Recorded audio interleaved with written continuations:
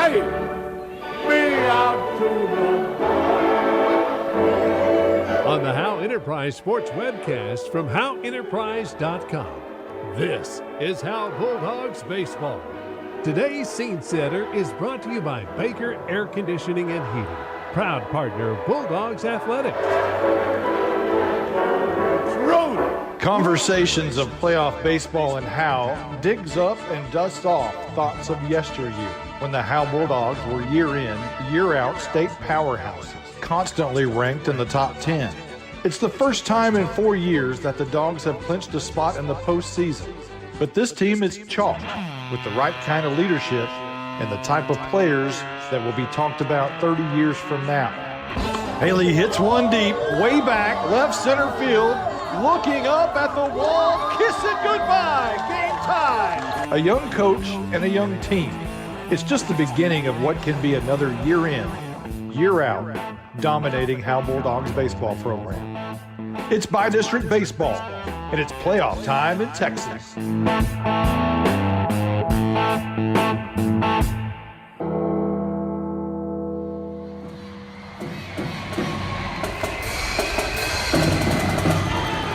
Today's scene setter is brought to you by Baker Air Conditioning and Heating, proud partner of Bulldogs Athletics. The following is a presentation of Grayson Publishing. 2-0 pitch swung on, and that's hammered deep to left field. Going back, way back, and kiss it goodbye. Further out than that, here's a pitch drilled to left field. On the Howe Enterprise Sports webcast from HoweEnterprise.com, this is Howe Bulldogs Baseball. Howe Bulldogs Baseball, brought to you by Sonic of Howe, Scoggins Funeral Home, Howe Athletic Booster Club, TechWave, Ed Meacham State Farm. Also brought to you by Independent Financial, Michelle Castle Guild Mortgage, Baker Air Conditioning and Heating, GCEC, and Realty Group. Attorney Micah Belden. And the pitch is swung on and missed. It took something off right there. Also brought to you by Buffalo Wild Wings, Corfit's Gym, Quick Check Convenience Stores, Robertson Welding Services, Hit Exteriors LLC, Goodfellas Barbershop. Also brought to you by Knight Furniture, Don's Smokehouse, Rapid Electric, 4A Automotive, Douglas Propane, and the $1 Million Athlete. Now, with the call of the game, here's the voice of the Bulldogs, Monty Walker. Good afternoon and welcome to Princeton High School. Beautiful day, a little overcast right now. I think it's going to clear out a little bit.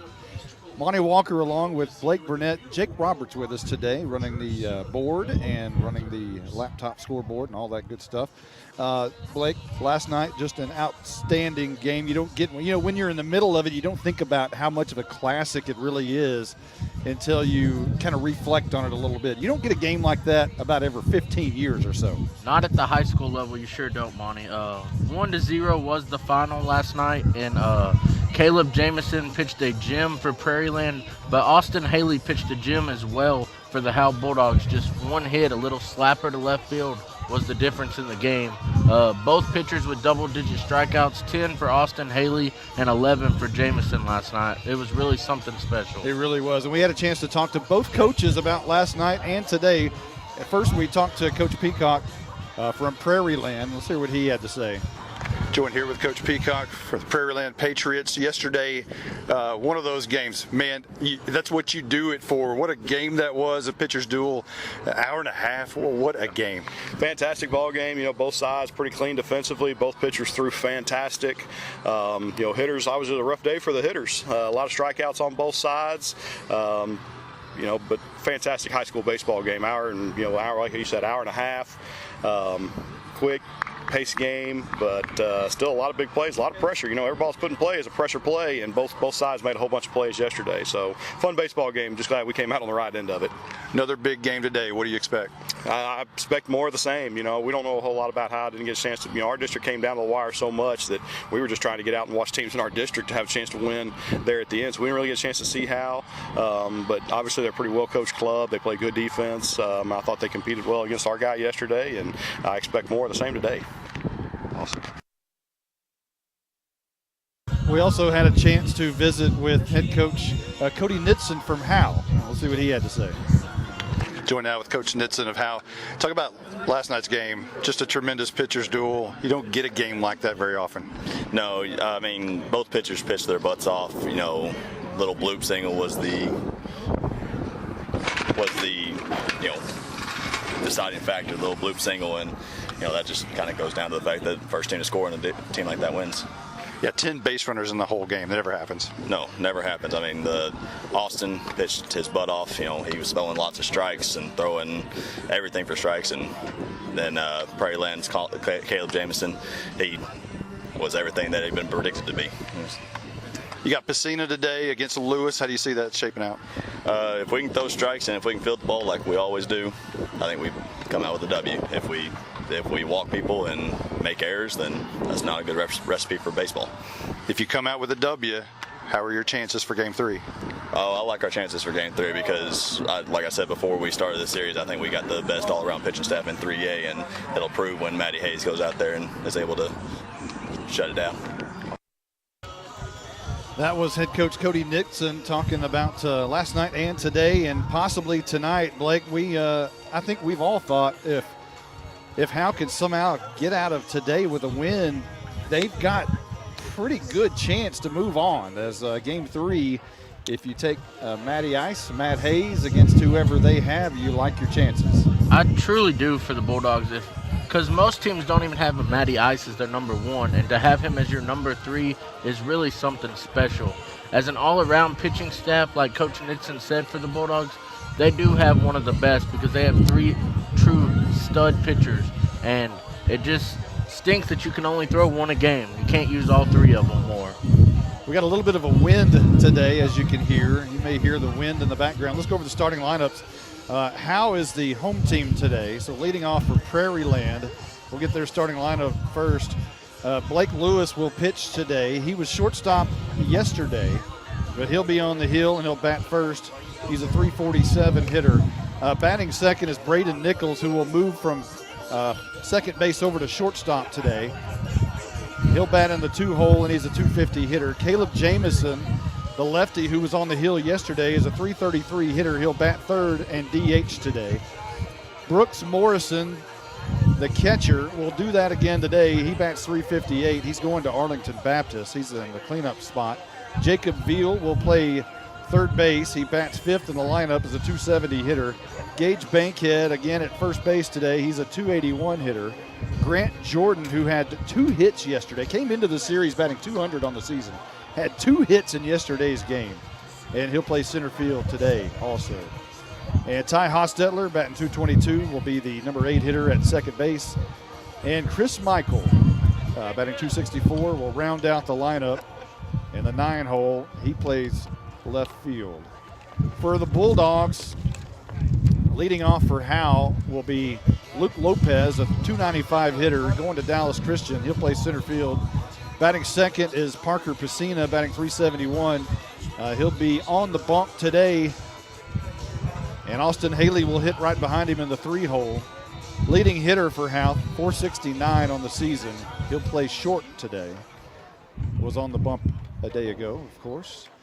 Carson Daniels in the cleanup spot, .286 on the district. These are district batting averages, by the way. And he'll be at first base. Batting fifth for Howe, Ryan Huff, the DH. And he's a .258 hitter in district. Caleb McNutt, batting .213, will be at third base in the 6-hole. Cooper Jones will be in left field. He bats .321 in district and will be in the left field. Ethan Lopez, batting .433, will go to Dallas Christian, and he'll bat in the 8-hole and be catching today. And Garen Langford will round it out, the freshman, with a great .385 batting average. Will be in right field today and batting ninth. Luke Ketching will be at second base as he's the DH. The DH will bat for him. And the DH is Caleb Jameson for Prairiland. Go ahead. We'll start with Howe. Luke Lopez, Parker Pacina, 13 hits apiece. Luke Lopez, 8 runs on the season, 7 steals. Pacina adds a home run and 5 RBIs and 8 runs. Austin Haley, 23 hits, 1 home run, 11 RBIs, and 12 runs scored. Carson Daniels, 10 hits, 1 home run, 9 RBIs, and 5 runs. Ryan Huff, 8 hits, 4 RBIs, and 4 runs. Caleb McNutt, 10 hits, 6 RBIs, and 6 runs. Cooper Jones, 9 hits, 5 RBIs, and 6 runs. Ethan Lopez, 13 hits, 5 RBIs, and 3 runs. And Garen Langford, the freshman, 10 hits, 6 RBIs, and 7 runs. That's your Howe lineup with their stats. We'll jump to Prairiland now. Blake Lewis, 347 hitter, 26 hits, 27 runs, 20 RBIs. He also did score the lone run yesterday. Braden Nicholas, 250 hitter, 18 hits, 27 runs, but has drawn 19 walks on the season. Caleb Jamison, 22 hits and 21 RBIs, and had an RBI yesterday and a hit. Brooks Morrison, 24 hits, 7 doubles, 20 RBIs. Jacob Veal, 20 hits, 2 home runs, and 15 RBIs. Gage Bankhead, 18 hits. 17 of those hits have been singles, only 1 extra base hit on the season. Grant Jordan, 12 hits and 12 runs. Ty Hotstedler, 6 hits and 12 runs. And Chris Michael, 10 hits and 20 runs for Prairiland. The players are being introduced in front of their fans. Speaking of the Prairiland fans, we had a couple of people come over and tell us how they appreciated our broadcast from yesterday. They went and they were able to listen to it online last night, and we got some really big compliments from Prairiland. So I really appreciate that. Matter of fact, the father of Caleb Jamison came over and he thanked us for our broadcast. And I talked to Blake Lewis' mother a little bit before the game today, and she thanked us and said that she would, while she brought a chair, she's not going to be sitting a whole lot, as she says her son's not a pitcher. He's a shortstop, but they have him pitch because they need him to pitch. And looking at his numbers, he looks like a pitcher to me, but she said she's going to be pacing most of the game today. Yeah, his pitching numbers are outstanding. 57 innings. Here's the national anthem.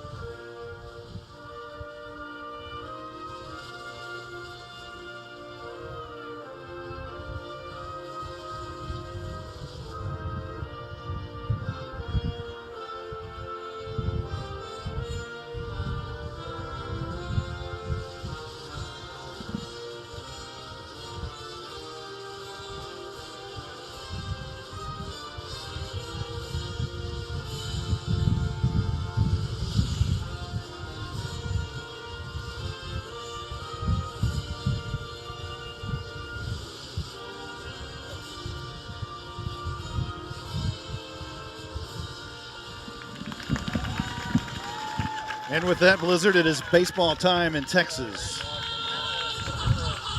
You were talking about Blake Lewis. You were talking about Blake Lewis and his numbers coming in. He has 57 innings. He's only given up 32 hits in those 57 innings, so that's pretty impressive. 71 strikeouts to 22 walks on the season. He has given up 30 runs, but only 10 earned runs, so he's had a great season as a pitcher in his own right. On the flip side, we've talked to Parker Piscina's mom. She was walking in the gate, and I said, hey, a big day today for the Piscina family. She said, yeah, I brought a chair. Same thing. I brought a chair, but I won't be sitting in it. She'll be pacing today as well as Piscina on the hill. Piscina this year is kind of interesting. Last year, he was pretty much the workhorse, an all-district pitcher a year ago, and hasn't really had the opportunity early in the season to just plant himself into the rotation, but he has looked good lately. Yeah, it was Carson Daniels and Austin Haley as the two main pitchers early in the season, and then after the Bells series, they put Parker back on the mound as a starter, and he's never looked back since then. And he looks good, and he throws hard, and And that gives you a solid first baseman also with Daniels over there. And Parker Pacina warming up right now. And if he continues the way he looks right now, it's going to be another game similar to what we had yesterday. Yeah, he's pitching great right now in these warm-ups. So leading off for Prairiland as we're just about ready to get underway here. Blake Lewis will lead it off. 347 hitter, had a hit yesterday. Not very many hits, but he had one of them. There were 5 hits for the Patriots, and he had one of them. Right-hander against right-hander as we begin. Again, overcast today. Windy. We're just off of 380 here in Princeton, Texas. That's not a fun drive if anybody makes that. Terrible ride. Terrible road. It's the worst road. In the traffic and the lights, it's just awful. The first pitch is chest high, apparently just above the strike zone. That was, it didn't miss by much up in the zone. From home to center is kind of southeast as we look. The flag is blowing in a little bit. There's a shot to left field. Catching makes the catch on a line, and there's out number 1 as Lewis really hammered it. The line drive right at catching. Had to make maybe one step to his left and haul it in. That was a hard hit ball right to Luke catching at second base. So 1 out, nobody on, just underway. I'm trying to find the scoreboard. There it is. Top of the first, Braden Nichols steps in, a 250 hitter. First pitch is grounded towards third. McNutt takes it on a hop, a strong throw to first, just in time. Quickly, 2 down now as McNutt makes the play at third base. And Pacina wasting no time here. 3 pitches and 2 outs. Prairiland's looking more aggressive at the plate to start this game as well. Jamison will step in, a 333 hitter coming into the series. He's committed to Paris Junior College. He's the DH today. Left-handed batter. Pacina, first pitch is outside corner for a strike. Jamison was a ball boy at Paris Junior College as a kid. Really has a strong relations for that program. There's a ball up and away. So when it came time, for other colleges looking at him, he said, "No, I'm committed to Paris Junior College. It's where I want to go. It's where he spent a lot of time as a kid." Pacina's 1-1 pitch is popped up right behind home plate. Ethan Lopez giving it a look. McNutt giving it a look. It'll be McNutt, and it goes in and out of his glove. And it hits the ground, and Jamison will get another shot at it here with a 1-2 count. Looks like he's trying to go the other way as he did for his lone hit yesterday, a little slapper to left. Just a little behind that fastball by Pacina. Prairiland in gray pants, gray uniforms, kind of softball tops. Red and white stirrups. Parker, Pacina right back at him. He deflects it onto catching, who's not going to be able to make the play in time. If Pacina didn't get some leather on it, perhaps it would have gotten to catching a little bit quicker, but he deflected it a little bit, which made him come up a little bit and try to make that play. But Jamison is on for our first base runner of the game. That was a tough play for the pitchers. It looked like it was going up the middle, and Parker stuck his glove out there, and it deflected off. And right to catching, though, so it didn't do any damage. First hit of the game puts Jamison at first. Parker Pacina steps off the mound. Sends Jamison back to the bag for a moment. Pacina from the stretch. Ball low to Brooks Morrison, a right-handed batter, 358 on the season, headed to Arlington Baptist. He's a catcher, 3-sport athlete. Pacina outside and low, and it's 2-0 on Morrison. Hitters count here for Morrison at the plate. Daniels holding at first. Pacina looks over his shoulder at Jamison. The 2-0 pitch is grounded towards third, but foul. And the count goes 2-1. He was sitting fastball just a little early on that one. rolled it over, fouled him down the third baseline. Patriots are now 22-5 on the season after yesterday's 1-0 win over Howe in Game 1. They are ranked 20th in the state of Texas in Class 3. Here's a quick throw over to first base. And back in time is Jamison. Pacina with a 2-1 count on Morrison. The stretch and the pitch, an off-speed pitch for the first time this afternoon is just up and away, and it's 3 balls and 1 strike. Around the infield for Howe is McNutt, Haley catching, and Daniels left to right. And the outfield is Jones, Luke Lopez, and Langford left to right. The 3-1 pitch is right back up the middle. A diving Haley cannot get it. It's fielded by Luke Lopez, who quickly gets it back into Haley, but there's runners at first and second now with 2 outs. And Jacob Veal stepping up to the plate. Another hard hit ball right up the middle. Just shortstop couldn't get there. It was a good hit. So 2 runners on early. It took us a long time to get 2 runners yesterday. Yeah, we have a courtesy runner for Morrison now. Can't see. At the plate is Veal. First pitch is an off-speed pitch just outside, out of the box. 1 ball and no strikes. 2 outs now. Catching, and Haley keeping Jamison close to second base. There's a pitch up and in by Pacina. And it's 2 balls and no strikes. Veal, a 270 hitter. Third pitch is low and away. A snap throw by Lopez back to second base and unable to get Jamison, but they keep him close to the bag. 3 balls and no strikes, 2 out here in the top of the first inning. Yeah, that was a smart play by Ethan there to make sure you ain't getting too far off. And the pitch is right down Broadway for a strike. 3 balls and a strike. 2 outs here in Princeton, Texas. We can see 380 from our vantage point right over the right center field wall. The pitch is another good pitch right down the middle. Swung on and fouled at the plate. And all of a sudden, we've got a full count. Big pitch right here for Pacina. Big at bat for Veal. Runners will be going. 3-2 count with 2 outs. Pacina. And the pitch is low in the dirt. Ball 4. So the bases are juiced with 2 outs. And Gage Bankhead, the first baseman, lefty, will step in the box. A 281 hitter coming into the series. One thing about Bankhead, he has 18 hits on the season, but 17 of them are singles, only 1 extra base hit on the season.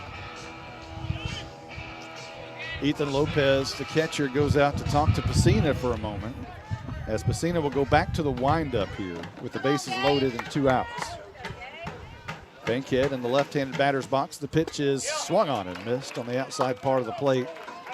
When you walk somebody right in front of you to take a rip at the first pitch, that's always, to me, just a no-no.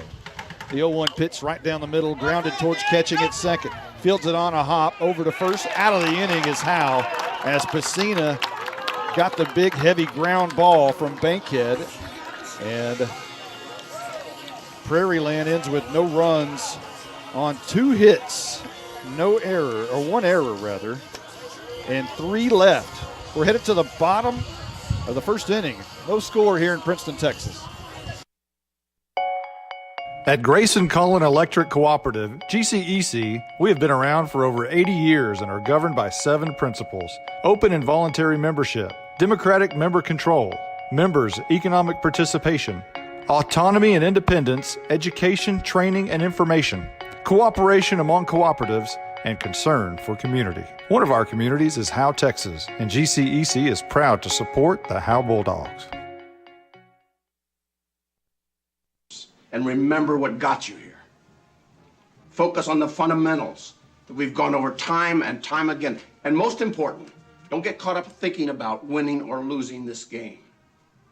If you put your effort and concentration into playing to your potential, to be the best that you can be, I don't care what the scoreboard says at the end of the game, In my book, we're going to be winners.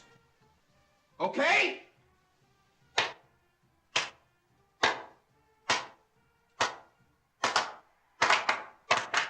All right. Let's go. Let's go. Let me hear it. Go, go, go, go, go, go.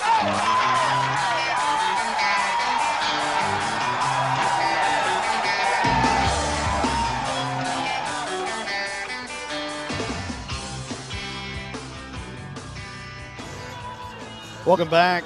No score here in Princeton as we're headed to the bottom of the first inning. Howe, the home team today, will have Luke Lopez, Parker Pacina, and Austin Haley due up against Blake Lewis. Lewis, a really good shortstop and a pretty good pitcher as well. His mother said he's not a pitcher, but by looking at things, looking at numbers anyway, looks like a pitcher to me. Looks like he can do it all, kind of kid. Pitching, shortstop, hitting, whatever's needed out of him. Right-handed pitcher will work his way up the back of the mound, now touches the rubber. And Luke Lopez will lead off for Howe, steps into the box. Lewis covers almost his whole face with his glove, and there's the first pitch, just a bit high. Same pitch as Pacina had on the very first pitch of the game, just up maybe at the letters, not called for a strike on a fastball. Yeah, both pitches look like strikes. Lopez in the box, takes outside, just off the plate. Prairiland already not happy with either of those calls, and it's 2-0. Quickly working is Lewis, and he's outside on a breaking ball. 3 balls and no strikes. Luke Lopez batting .295 in district. As Lewis bears down here, 3 balls, not even close, and he slips off the mound there. Again, one thing we might want to talk about is they're not allowed to wear spikes today on this turf. Yesterday they could wear spikes in Paris. Today, no spikes. And that could play an issue with pitchers who aren't used to wearing spikes, as Lewis right there slid a little bit on the turf. Yeah, he did, and the coach is out there talking to him right now. That coach is one of the best in the business. Chris Peacock, 20th year of coaching in high school. Spent 2 seasons as the volunteer assistant coach at Texas State University in San Marcos. Lewis takes his time here, now working from the stretch. First pitch, outside corner, called for a strike. Pacina, the hitter now, he steps in, 371 in district play. He's the counterpart on the bump today. Luke Lopez gets a pretty good lead at first base. He leads the team in steals with 7. Lewis's pitch is up high in the zone. It's a ball and a strike. Pacina squared the bunt there. Lewis went with the high fastball to counter that. Lopez, a good lead at first. The pitch is bunted right in front of the plate. Morrison digs it up and throws on to first. They advance the runner. And Pacina is out, but Lopez moves to second base on the sacrifice bunt. Pacina did his job there, getting that bunt squared around.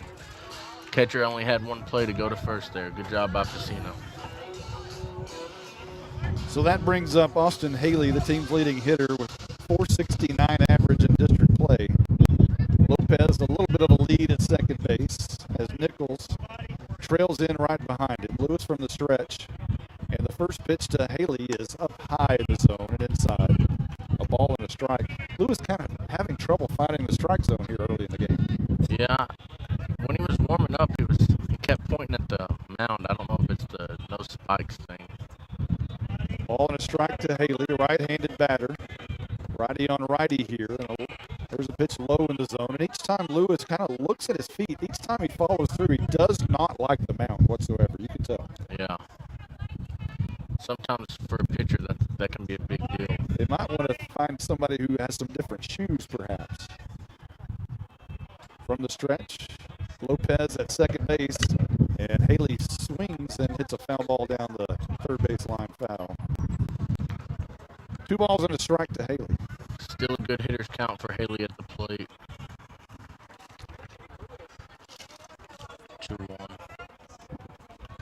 Wind now coming in towards left a little bit. The flag blows that way. Could be all those cars from 380 just pushing it over here. Lewis from the stretch. The 2-1 pitch to Haley is right down the middle and swung on and flared foul over the first base dugout. And the count goes 2-2 with 1 out. Could be all the starting and stopping on 380 from the lights not being timed at all. Could be. Stop at every light.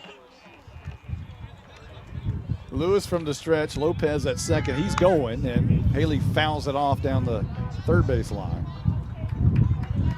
And it remains a 2-2 count. In the first inning, Howe quickly had 2 outs, but then 2 singles from Jamison and Morrison, and a walk to Jacob Veal loaded the bases. But Bankhead grounded out to end the inning at 4-3. And Lewis with a shot by Haley right up the middle. That's a base hit. Lopez going to try to score. No, they hold him at third base with 1 out. A pretty smart job of holding him here at third with 1 out. If there were 2 outs, they most likely would have sent him, but a base hit by Haley right there has runners at the corners with 1 out. Yeah, with 1 out, you really don't need to send him there. 2 outs, you would have to. Good throw by the center fielder to get it into his cutoff. Prairiland played that as well as they possibly could. Runners on the corners, though, for the Bulldogs. And their cleanup hitter coming to the plate, Carson Daniels, 286 in district, the first baseman. And he can drive the baseball, left-handed hitter. Lewis, first pitch is a breaking ball up in the zone, and again he throws his head down. He's just not comfortable out there on the mound whatsoever. Not at all. Haley at first, Luke Lopez at third. Lewis the nod, and that one bounces in. A good block by Morrison to keep Lopez at third base. Heck of a block by the catcher there. 2-0 count coming up by Lewis as he takes his glove off and walks around the mound a little bit. Very uncomfortable. Does not like this mound. Ball hidden behind his back from the stretch. The 2-0 pitch. Haley goes, and it's bounced foul down the first base line, and Haley will have to retreat. Haley had a good jump there from first. Definitely had second base stolen if Carson hadn't fouled it there. Haley not the fastest runner there is, but he can make it work. He looks a lot faster on a baseball field than he does in other sports. I think his speed has improved over the past couple of years also. Yes. The 2-1 pitch way outside. Haley going down to second base. He's in there. The ball gets away, and here comes Lopez for the game's first score. Lopez scores from third as Haley stole it out there. The ball got away, and it's 1-0 Howe. The ball just bounced between the shortstop and the second baseman there and got out to third center field, and Luke scored. That's an error on the catcher. And here's Daniels fouling it off to the right side. Full count now on Daniels with 1 out here in the bottom of the first inning. Game's first score, Howe's first score of the series. Good things happening here early. Full count, Lewis on the mound from the stretch. 3-2 pitch right over the shoes of Daniels, and he takes a walk down to first base. So runners now at first and second with 1 out. And the designated hitter, Ryan Huff, coming to the plate. He had the game's only hit yesterday for the Bulldogs. And I think one day he'll be able to brag and say, hey, I got a base hit off of Caleb Jamison. One day he certainly will. And it was a good single yesterday. It was a seeing eye ground ball, but it was a base hit, baby. First and second with 1 out. Huff at the plate. Left-handed hitter. And the pitch is again inside, as the body language from Lewis is just not positive right now. He's just struggling. And we all know how that feels when you get into a game like that and you're struggling a little bit. You just can't find it. Yeah. He's inside on the left. He's outside to the right. The 1-0 pitch that swung on and missed by Huff. Low and inside. It would have been ball 2. Huff took a rip at it. Count goes even at 1.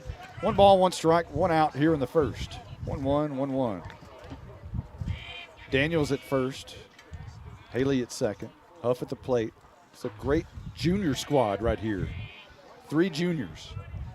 Lewis's pitch is up and in for a ball, 2 balls and a strike. He's just real inside on these left-handed hitters for Howe, and it's not working for him right now. Next year, you build your team around these 3 basically that are out there on the field in white. Lewis right down the middle. Huff, a line drive right into Bankhead's glove. He dives back to the bag to double off Carson Daniels, who couldn't get back. They both dove at the same time, and Bankhead apparently won as they call out Daniels. That's very unfortunate because Ryan Huff pegged it right on the button, but it landed right in Bankhead's glove at first base. Heck of a play by Bankhead to know that he has to dive back to the bag and put the glove on the bag to beat Carson Daniels there, and he did. Y'all mark that play if you're listening at home, because that was a big-time play. 1 run on 1 hit, 1 error, and 1 left. We'll take a quick timeout. 1-0 Howe. We'll be right back. Independent Financial is proud to support Howe ISD and their hardworking students, teachers, and staff. We share your vision for a brighter tomorrow and a championship season. For every challenge, Independent Financial has you covered. Our team can suggest a wide range of financial products to make your personal banking fast and easy. Plus, we have the know-how to deliver the game-changing business banking solutions. Independent Financial, your community in your corner. Member FDIC, Equal Housing Lender. This is Michelle Castle with Guild Mortgage, welcoming you to Howe Bulldogs football. Guild has been delivering on the promise of home to hundreds of thousands of people just like you for over 60 years. With a big heart and a desire to serve, we're committed to making life better in our communities. This is where we live, and we're committed to building it with you. Guild Mortgage is an equal housing lender company, NMLS 3274. Michelle Castle, NMLS number 231122. Branch address 714 North Travis Street, Sherman, Texas 75090. All loans subject to underwriting approval. Terms and conditions apply. Subject to change without notice. We're in Princeton, Texas. Monty Walker along with Blake Burnett, the Blizzard, and Jake Roberts running the board today and the scoreboard. Pacina on the hill as we enter the top of the second. First pitch by Pacina is swung on and missed. And that's Grant Jordan at the plate. He had 2 hits yesterday. Came into the series batting .200 on the season, but takes a called strike right there. The Howe crowd likes it. The Prairiland crowd did not. Quickly 0-2 against Jordan, and that pitch is swung on and missed. Down goes Jordan, and we have the first out of the bottom of the or top of the second inning. A swinging K by Grant Jordan. Cena not wasting any time on the 3-pitch strikeout there.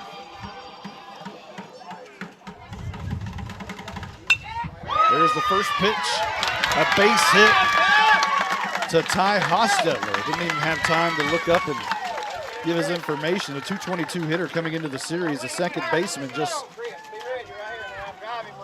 slashed a line drive base hit just to the right side of the second baseman, Luke Ketching. That was Hostetler's 7th hit on the season. He has 12 runs scored, so he likes to score. Up steps Chris Michael, the left fielder. Pacina working quickly. Hostetler at first base, and they'll throw that way just to keep him honest. Pacina now works from the stretch with a 1-0 lead here at the top of the second inning. And the pitch is in there for a strike.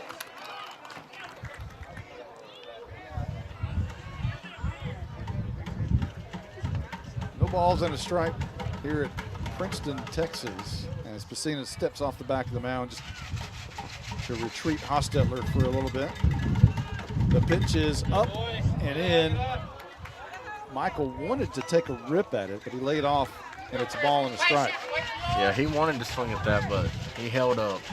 Around the infield is McNutt, Haley, Ketching, and Daniels left to right. Another throw over to first base. In the outfield, Jones, Luke Lopez, and Langford left to right. Ethan Lopez behind the plate. Pacina on the bump, the 1-1 pitch, a slow curve is just up in the zone apparently. The letters must not be the strike zone today. Yeah, it's a small strike zone, but it's consistent. 2 balls and a strike. 1 out, and the pitch is swung on. Sky popped up towards first base. Daniels gives it a look towards the dugout and makes the catch. So a pop 3 by Chris Michael gives Howe their second out of the inning, and Blake Lewis, the leadoff hitter, will come up to bat. He lined out to second base last inning, but it was a hard hit ball.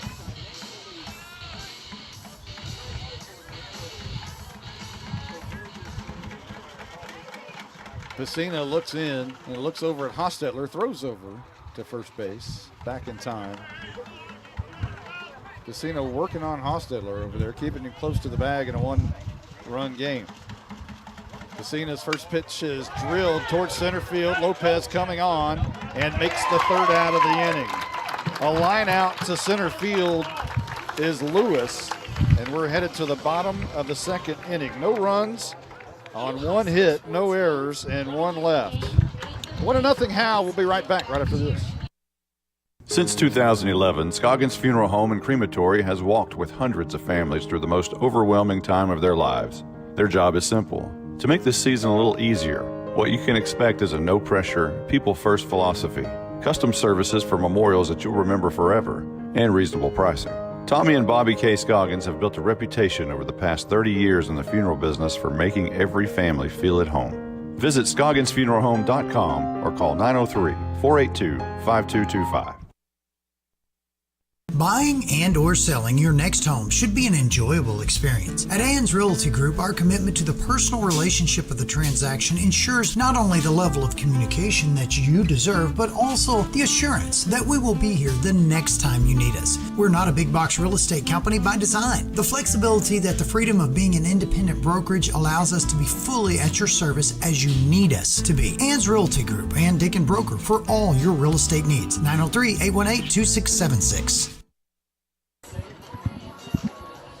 Blake Lewis comes out on the mound for Prairiland with new shoes on. We talked about earlier on, he did not like the mound at all. So he's got some new shoes out there. We'll see if it helps him grab onto that turf a little bit. 1-0 Howe as we enter the bottom of the second inning.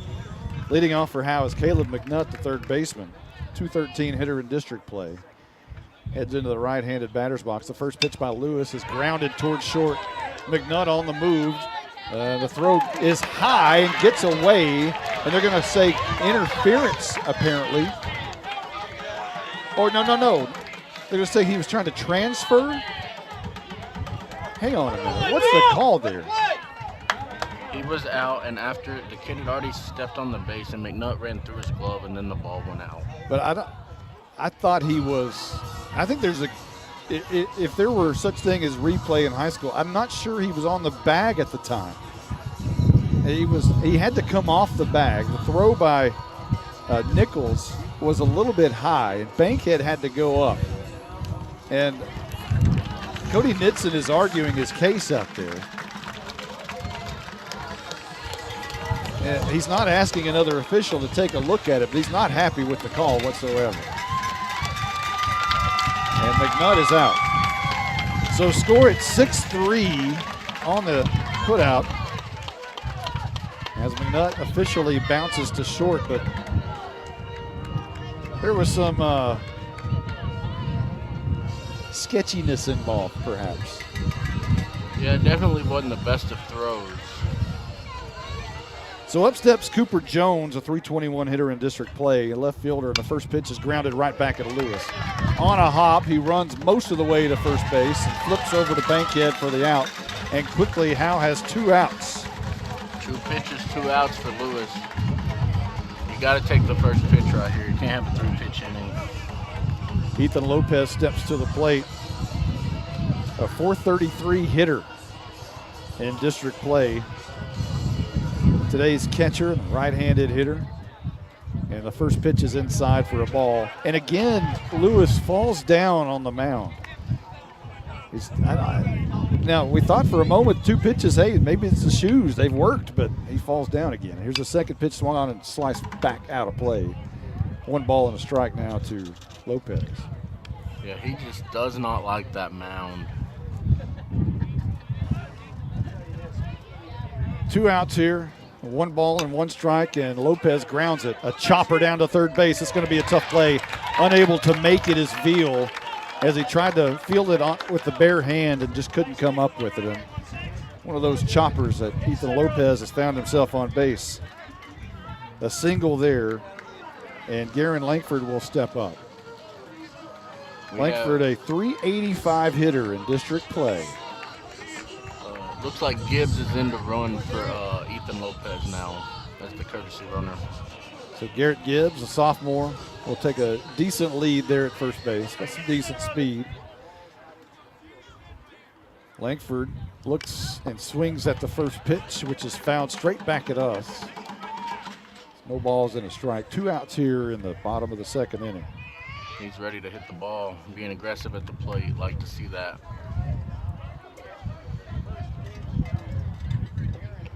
Home plate umpire takes a look at the ball, hands it back to Lewis as he climbs back up on the hill. No balls and a strike, 2 outs here in Princeton, Texas. In a 1-run game, Howe on top. There's a quick throw over to first base, and Gibbs is back safely. Slides back in head first.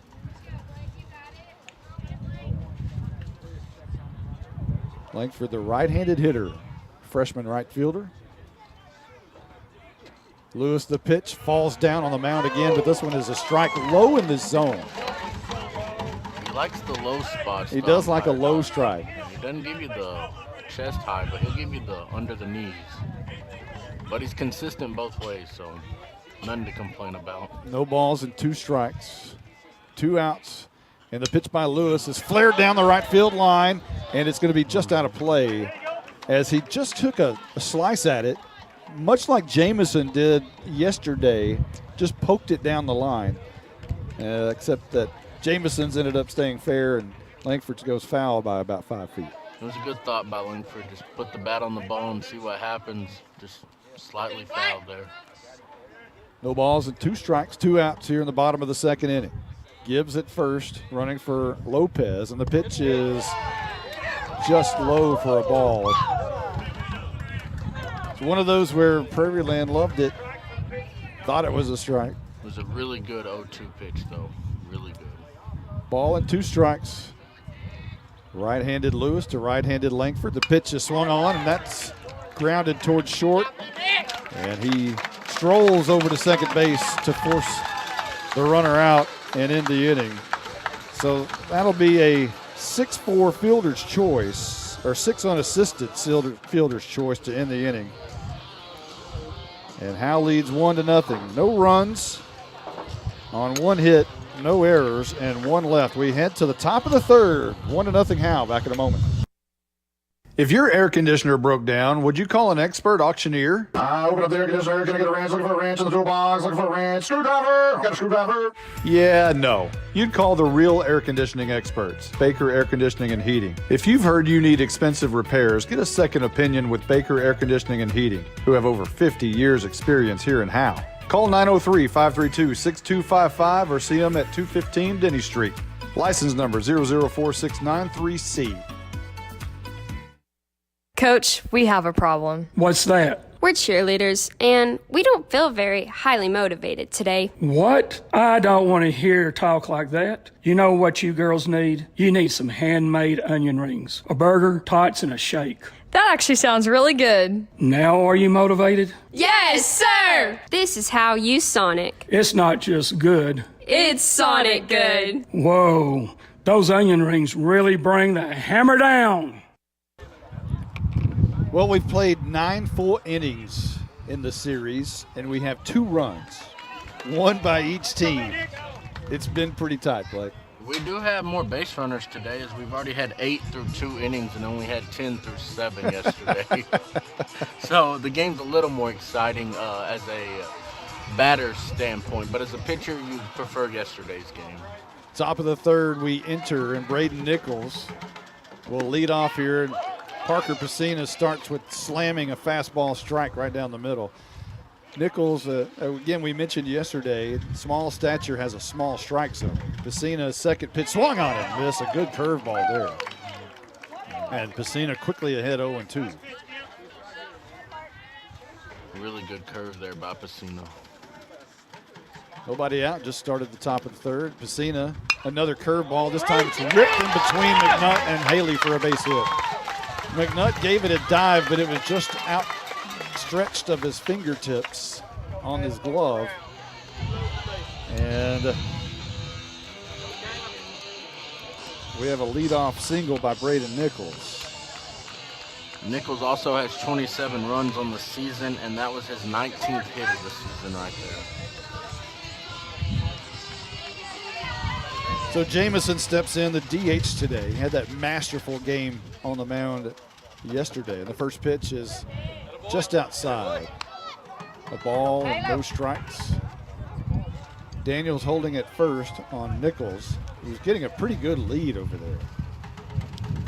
Pesina is going to head over to Jamison, who grounds it over to Haley. A double play attempt is not in time. They say Haley came off the bag. He can't understand how his jaw almost hit the turf over there. His mouth was wide open.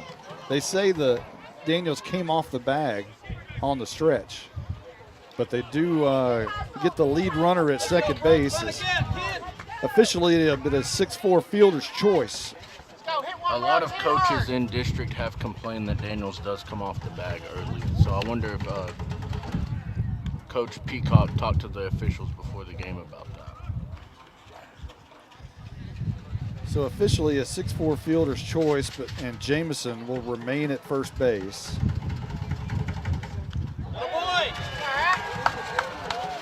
And Morrison is apparently hit here. Yeah, he took that one. So now we have runners at first and second. And one out in the top of the third. And stepping up to the plate is Jacob Veal, who walked earlier in the first inning.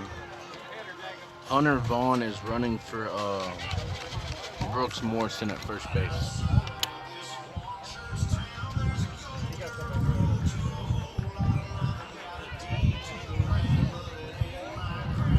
Ethan Lopez goes and talks to Pesina for a moment.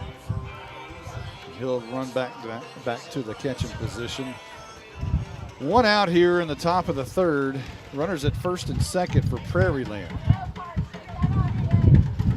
From the stretch, Pesina, Veal, a right-handed hitter, and he's going to drive one to left center field. That's going to be in the gap. It may score two. Luke Lopez giving it a chase. Jamison scores. And the second runner scores there, and it's a triple for Jacob Veal as he just slammed it in the gap. A two-run triple by Jacob Veal. That was the best hit we've seen in this series so far, and it was a shot to left center. Who is the courtesy runner for Morrison? Hunter Vaughn. Hunter Vaughn.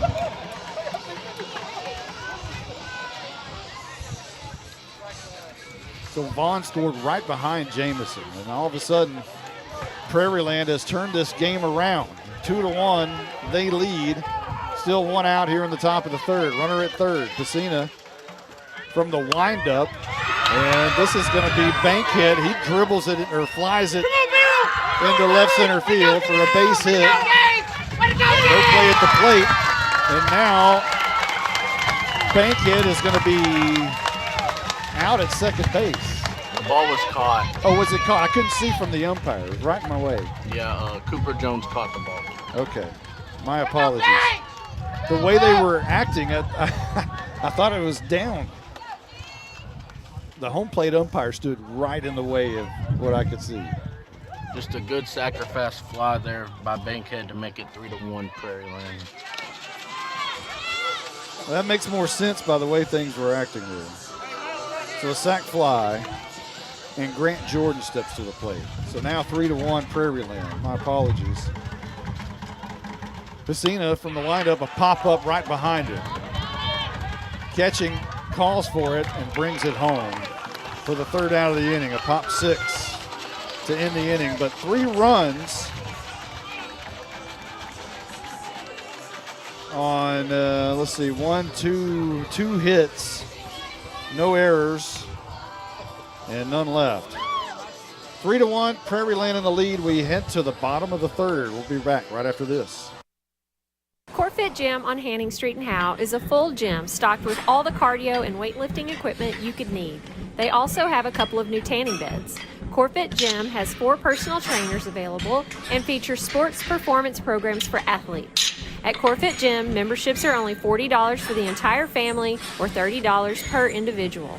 CoreFit Gym is on Facebook and located at 300 Hanning Street in Howe. Call them at 469-371-0603.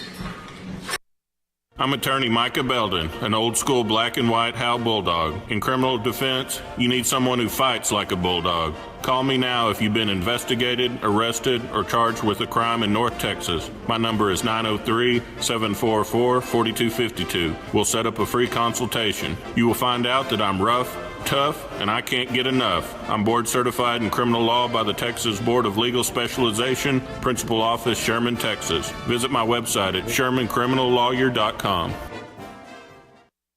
For the first time today, Blake Lewis takes the mound with a lead as Prairiland turned this game around in the top of the third inning with 3 runs.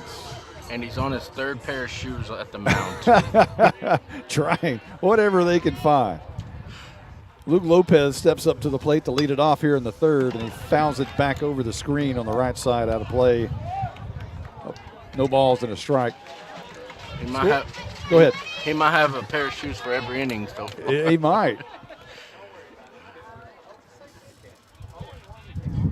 The delivery from Lewis is a breaking ball just outside. That evens the count at 1. Scoreboard says there's 2 outs. There's obviously nobody out here in the bottom of the third inning.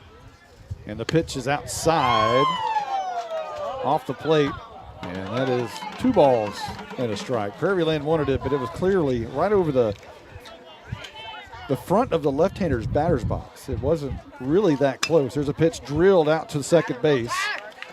Hostetler makes the play on the bankhead for the first out of the inning. Score at 4-3 at home, and Lopez is the first out. I will say this pair of shoes, he looks the most comfortable on the mound. No slips through his first 4 pitches of the inning. Pacina will step up to the plate. Luke Lopez whispers something in his ear as he steps into the box. And the first pitch by Lewis is outside, gets out of the glove of Morrison. It just goes right through the webbing. Back to the net. And Morrison don't miss much back there, so that's a little surprising. One ball and no strikes, 1 out here. And this is slammed towards short. A nice play over there by Nichols on to first for the out. Beautiful play, backhanded stab by Nichols at short. And a strong throw over the bankhead. And Pacina is a tough out, 6-3.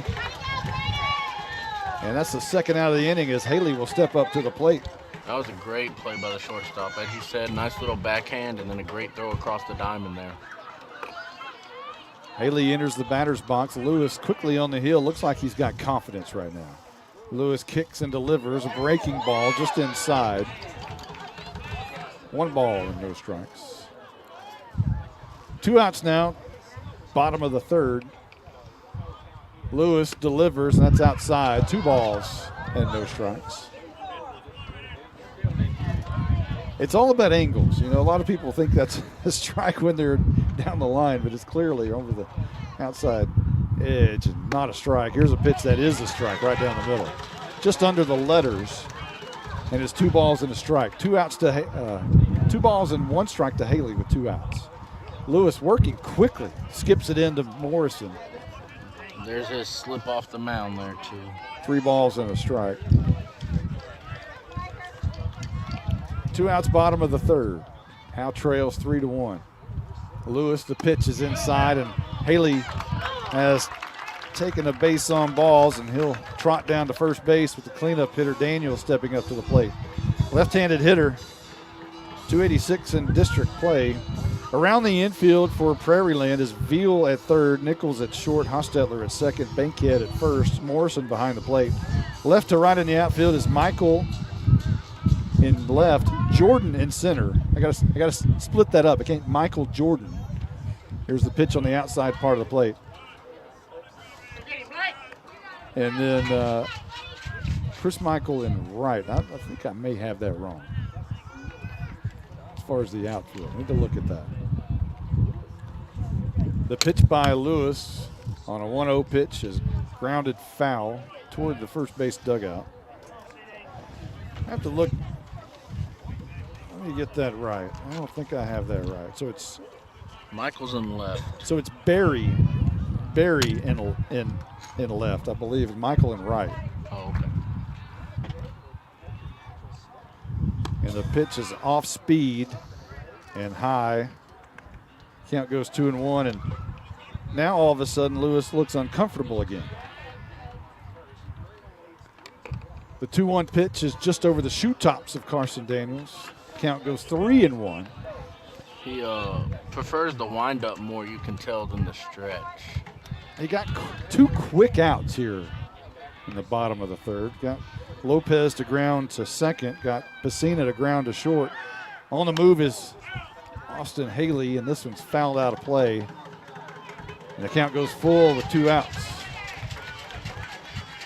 Haley will jog back to first base. Haley walked a moment ago.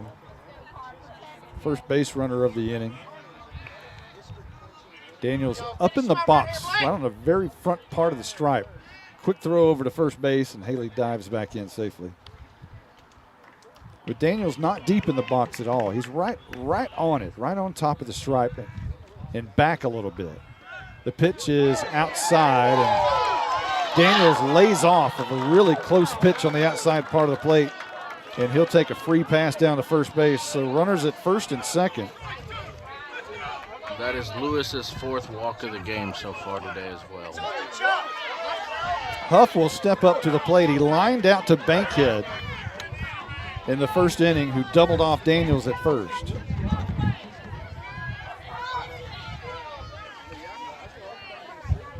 Left-handed batter. Lewis looks in. First delivery is low for a ball.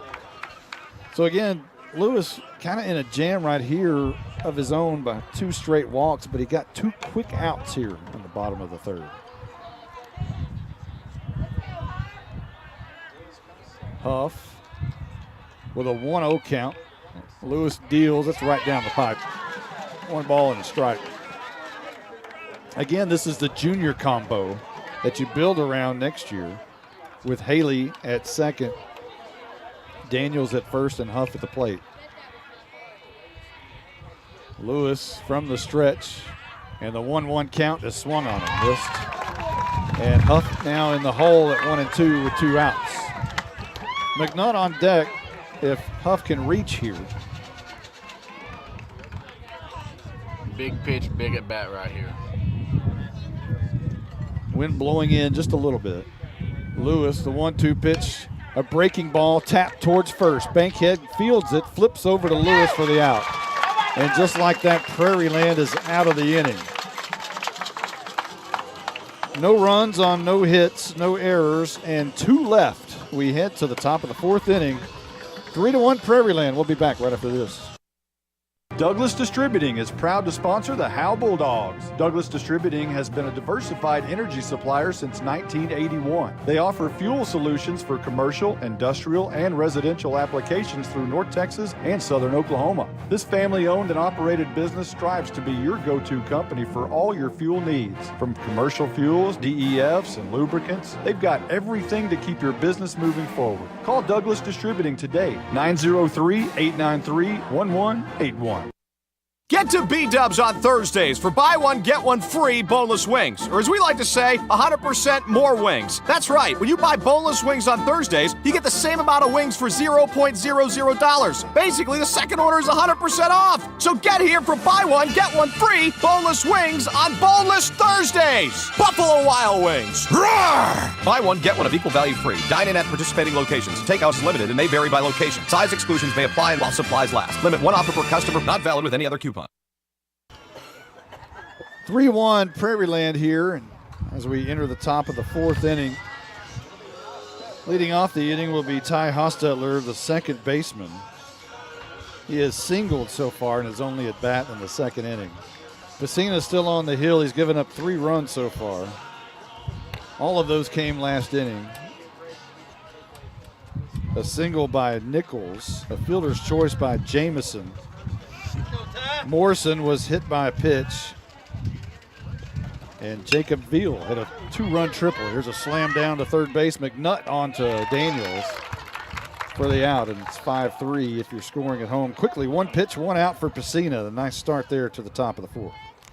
The last 4 batters for Prairiland have all swung at the first pitch and put it in play. That's something to keep in mind on pitch counts. Chris Michael steps in, a right-handed hitter. Pacina's first pitch there bounces into Ethan Lopez. It's about a 57-footer right there. Yeah. Michael on the 1-0 pitch. 1 out here, top of the fourth. Pacina's pitch is right down Broadway for a strike. Took maybe a little bit off that on the fastball.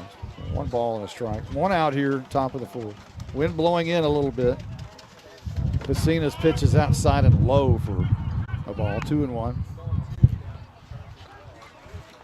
Coach Cody Nitson, we talked about a little bit yesterday, originally of Wills Point, Howe baseball coach. Swung on it, missed there by Chris Michael, and it's 2 balls and 2 strikes. He graduated from Caddo Mills in 2014, where his dad was the coach. And his dad helped him get the position over here in Howe because he was an assistant coach for Zach Hudson. Got him in the interview here. There's a pitch that's outside, 3 balls and 2 strikes. Nitson was an amazing pitcher in high school. 3-year starting pitcher, was a workhorse. His final 2 seasons threw the most pitches of anyone in the district. Named first team co-offensive player of the year in 14. There's a swing and a foul at the plate. And Michael stays alive. A full count and 1 out. He was first team all-district pitcher in 2013. Played baseball at Tarleton for 2 seasons before transferring over to Southeastern, where he ended up meeting his bride. Here's a bouncer towards third. McNutt fields it and throws over to Daniels for the out. 2 straight 5-3s. And that'll bring up the top of the lineup, Blake Lewis. 2 good plays by Caleb McNutt back-to-back there. Nice throws across the diamond to first to get the out. And Carson Daniels, nice snags over there first. Nitson was the staff leader in starts, innings, and strikeouts in 2019 for Southeastern Oklahoma State University. Curveball for a strike on the outer edge to Blake Lewis, 347 hitter, pitcher on pitcher right here. Pacina deals another curveball on the outside part of the plate, just barely missed there. And it's a ball and a strike. That one just barely must have missed the zone. Pacina on the 1-1 pitch, swung on and fouled out of play down the right side. It's a ball and 2 strikes. But it was Nitson's bride, Hunter Offield, which brought him this way. She's a Van Alstyne girl. Said he wants to coach till he's 94 years old. That's pretty old. It's amazing to live that long, coach. There's a ball outside. Count goes 2-2. Quickly, Pacina, the breaking ball swung on and missed. And down goes Lewis. A beautiful curveball right there. Gets Lewis to flail at it.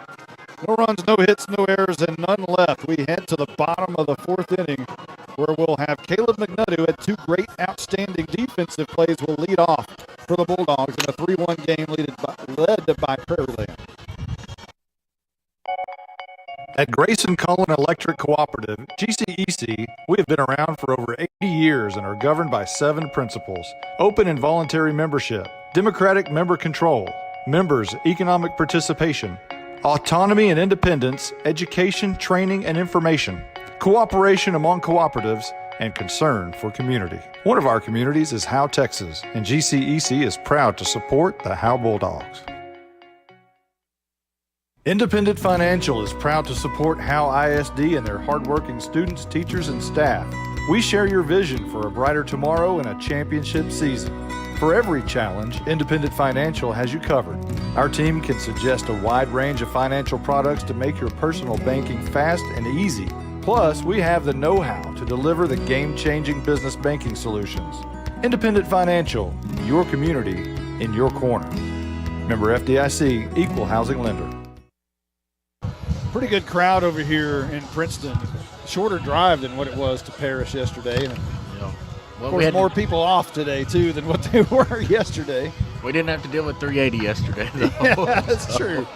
But, yeah, big crowd, both sides, actually. Yeah, both sides. Split right down the middle, Prairiland to our right, hugging the first base line. We're behind home plate. And the Howe crowd to our left, down the third base line. Nice field over here in Princeton.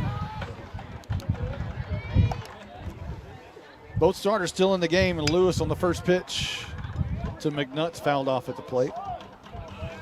And he's quickly ahead 0-1. McNutt so far has grounded to short in his only at bat, which was in the second inning. Lewis's pitch on the inner part of the plate fouled down the third base side. As McNutt got his hands in a little bit, tried to pull it down the line. But Lewis now, with the same pair of shoes for 2 innings in a row, is 0-2 now. And he looks comfortable. The pitch is low. It skips in about a 59-footer. And then he slips. And then he slips on the man as soon as you make that comment. First 2 pitches, he looked comfortable. Lewis hides almost his whole face with his glove. That pitch is swung on and missed. Down goes McNutt for the first down of the inning.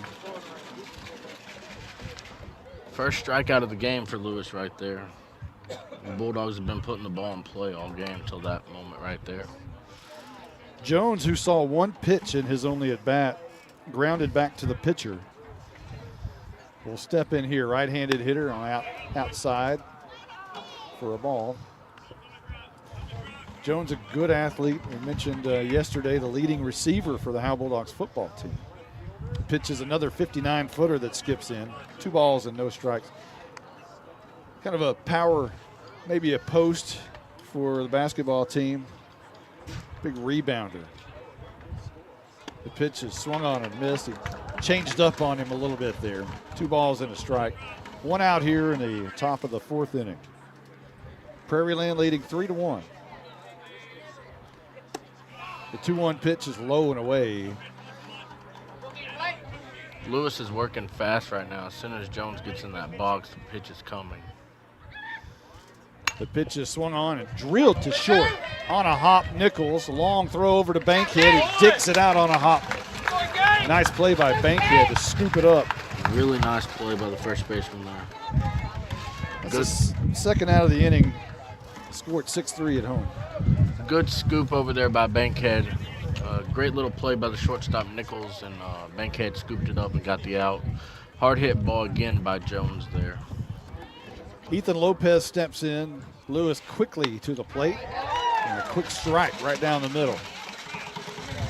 Lopez with a single in the second inning. One of only 2 hits for the Bulldogs. Second pitch is swung on and missed, low and away. Would have been ball 1, but Lopez now in the hole at 0-2. Lopez calls time, granted. Lewis quickly.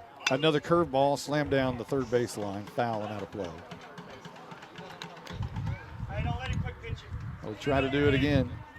Ethan did good to call time there, mess with his rhythm just a little bit. Lopez steps into the box, time call. Lewis, as soon as, that's a ball outside, as soon as the time hand goes down by the home plate umpire, Lewis goes into motion. He's going quickly. Yeah, he found his rhythm. He wants to start moving as soon as he can. Here's the next pitch, swung on and fouled back to the screen as Lopez just barely got a piece of it as it was almost in the left-handed batter's box. He just threw his bat at it to stay alive. 1 ball and 2 strikes. 2 outs here in the top of the, or bottom rather, of the 4th inning. Lewis working quickly, and the pitch is a curveball, bounce right back at him. He'll run most of the way, underhand flip the bankhead for the 3rd out of the inning. 1-3 on the putout. And down goes Howe quickly. No runs, no hits, no errors, and none left. We head to the top of the 5th inning already. Another quick game. This one from Princeton, Texas. 3-1 Prairiland. We'll be right back right after this. This is Michelle Castle with Guild Mortgage, welcoming you to Howe Bulldogs football. Guild has been delivering on the promise of home to hundreds of thousands of people just like you for over 60 years. With a big heart and a desire to serve, we're committed to making life better in our communities. This is where we live, and we're committed to building it with you. Guild Mortgage is an equal housing lender company. NMLS 3274. Michelle Castle, NMLS number 231122. Branch address 714 North Travis Street, Sherman, Texas 75090. All loans subject to underwriting approval. Terms and conditions apply. Subject to change without notice. Since 2011, Scoggins Funeral Home and Crematory has walked with hundreds of families through the most overwhelming time of their lives. Their job is simple: to make this season a little easier. What you can expect is a no-pressure, people-first philosophy, custom services for memorials that you'll remember forever, and reasonable pricing. Tommy and Bobby K. Scoggins have built a reputation over the past 30 years in the funeral business for making every family feel at home. Visit ScogginsFuneralHome.com or call 903-482-5225. Prairiland shortstop Braden Nichols will lead off the top of the 5th inning as they have a 3-1 lead here at Princeton High School, right off of 380. Nichols led off the 3rd inning and started that big rally with a base hit. He was followed by Jamison, who grounded out in the fielder's choice, 6-4, and then Brooks Morrison was hit by a pitch right before Jacob Veal hit a 2-run triple. And that basically is our game right now. For Howe, the only run came in the 1st inning. It was Luke Lopez who led off the game with a walk. Ended up scoring a little bit later down the line. The Howe Bulldogs meet behind the mound. The infield does. And Christina ready to get back on the bump. Ethan Lopez will jog his way behind the plate. Braden Nichols so far 1 for 2 this afternoon. Grounded out to McNutt in the 1st inning. Casina's first pitch, and that's up in the zone, a fastball. 1 ball and a strike. Nichols draws a lot of walks. He is very small in stature. Casina. Pitch is going to be skied towards center. This is going to be trouble. It's down in front of Luke Lopez, who quickly gets it in to keep Nichols at first base. But back-to-back hits by Nichols in the game. Back-to-back singles. And Caleb Jamison, 330 hitter, coming into the series, will step up to the plate, left-handed batter. Nobody out here in the top of the 5th inning. Prairiland already leading 3-1, looking for more right here. Nichols a pretty good lead at first. Pacina now works from the stretch and will throw over to first base. Cody Nitzen for Howe replaces Ryan Moreau, who was a coach here for 3 seasons. Jamison squares around a bunt. It gets by him and back to the screen, and that will advance Nichols. I don't see Jamison squaring around again with the runner already on second. No, I wouldn't think so. I would be very shocked. That's got to be scored a pass ball right there. Yes.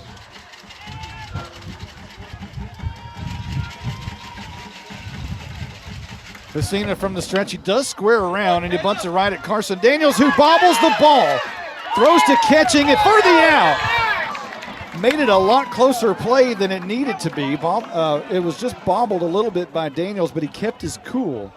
Picked up the ball, threw it to Catching, who was covering the bag. Meanwhile, down to third base goes Nichols.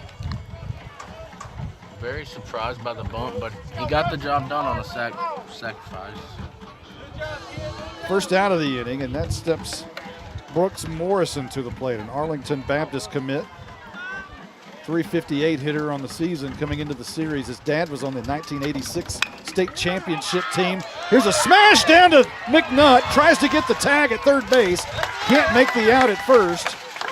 But a nice, smart, headsy play by McNutt to try to swipe tag at third. And Coach Nitson thinks he got it. He's going to talk to the umpire over there.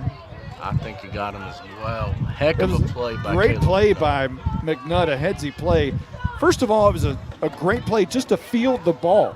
It was a smash down the line, and the officials are going to talk about this. Nitson is wanting the officials to come take a look at it. As of right now, the runners are at the corners with one out, but this is a big play in the game. Hunter Vaughn also is running for Morrison again at first base.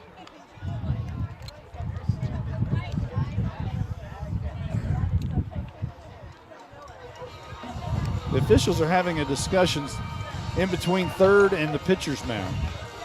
They're all conversing about it. One crowd's going to be real happy and one crowd's going to be real mad, depending on what their outcome of this conversation is. They're going to rule him safe at third base. McNutt made a great play over there, tried to swipe tag as he had Nichols off the bag, trying to get back to the bag. But apparently Nichols got back safely. So we have runners at the corners. We'll call it a base hit there by Brooks Morrison. And now runners are at the corners. Jacob Veal steps up to the plate, who had a two-run triple 2 innings ago in the third. One out here. Pacina's pitch is up high in the zone. A little chin music there as he backs Veal up off the plate. A right-handed batter. 1 ball and no strikes. Wind blowing in just a little bit. Second pitch right behind home plate, fouled right back to the screen, right above our heads. A ball and a strike. 1 out here at the top of the 5th inning.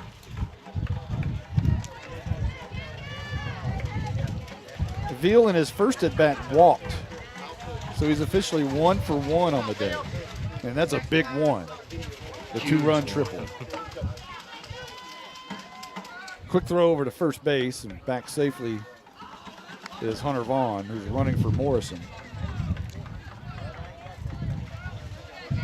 Nichols at third as he led off the inning with a single. Pacina squared around and bunt, and he bunted foul by Veal down the first baseline, and it's 1 ball and 2 strikes.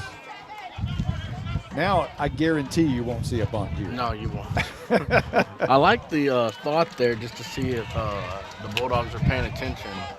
Just couldn't get it fair. 1-2 pitch swung on, hammered again in the alley. Left center field, that's down. Going to be cut off by Jones. A quick throw to second base. A run will score as Nichols crosses home plate. And Veal has his 3rd RBI of the game. This one on a single. I thought it was hit harder than what it was. It stayed up in the air a little bit, and Jones was able to get to it. I thought it was going to be another gapper. Yeah, off the bat, it looked much better than it was a hit. I mean, it was a good hit, but it looked deeper off the bat. Goes down as a single. So now runners at first and second. 1 out. And a run home.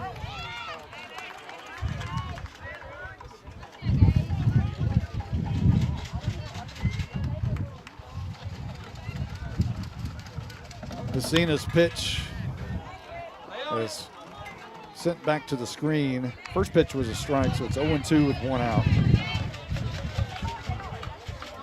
Bankhead had a sac fly last at bat to get the 3rd run across for Prairiland. A 281 hitter coming in is Bankhead. Steps in on the left-hand side of the plate. No balls and 2 strikes. The pitch is up in the zone and away. It's 1 ball and 2 strikes and 1 out. grounded to second and had a sack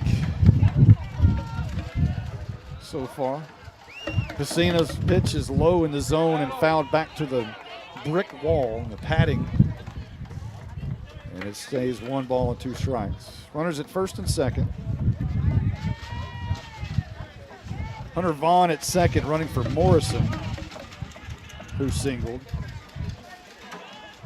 And Jacob Veal at first base, as he singled a moment ago, right in front of Cooper Jones in left field. Pacina's pitch is up in the zone. That has not been called a strike all day, and it's not a strike there. It's 2 balls and 2 strikes with 1 out. Princeton is maroon, and they have the word Princeton spelled out right behind home plate, outlined in white in maroon. There's a pitch low in the zone. And the count goes full with 1 out, 2 on at the top of the 5th inning. And Bankhead looking to break this door open. Pacina, the pitch is swung on, grounded towards first, in the gap, catching, can't come up with it. It gets right by him. Langford shooting it home. It's not cut off by Daniels. Lopez trying to get a run down towards third. They had him trapped for a moment, but the throw down to McNutt back in time safely is Hunter Vaughn. Or Veal, rather. That's Veal. As Bankhead now with back-to-back-to-back singles, and a run comes home as Vaughn scores. And now Prairiland with a 5-1 lead.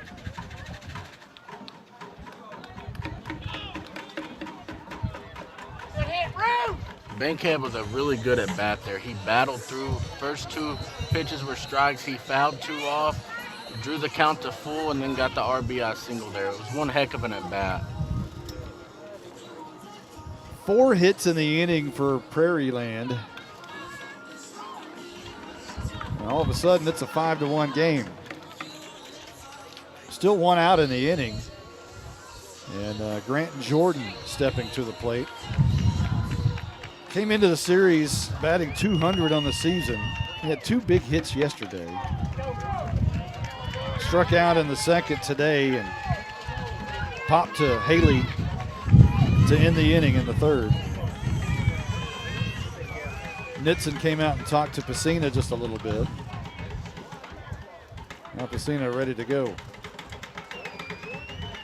Jordan in the box. The first pitch is upstairs again, and Pacina's been a little bit high in the zone this inning.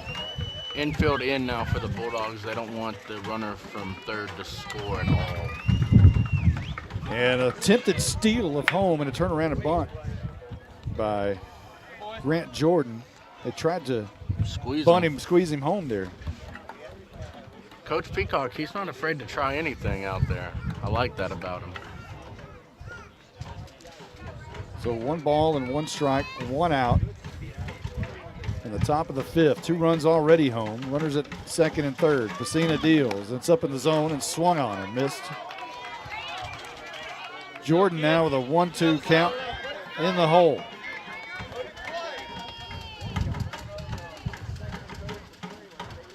Pacina steps on from the windup now, and the pitch is on the outside corner, a called strike 3. And Jordan will go down looking for the second out of the inning. Up steps Ty Hostetler. Big out there by Pacina to get the strikeout. The infield can go back to playing normal to get the out at first on a ground ball here if necessary. Runners at second and third. 2 outs. Pacina a little breathing room now. Still from the wind, and the pitch is up in the zone, swung on and missed. Hostetler took a rip at the high fastball, and Pacina just blew it right past him. Right-handed batter, right-handed pitcher.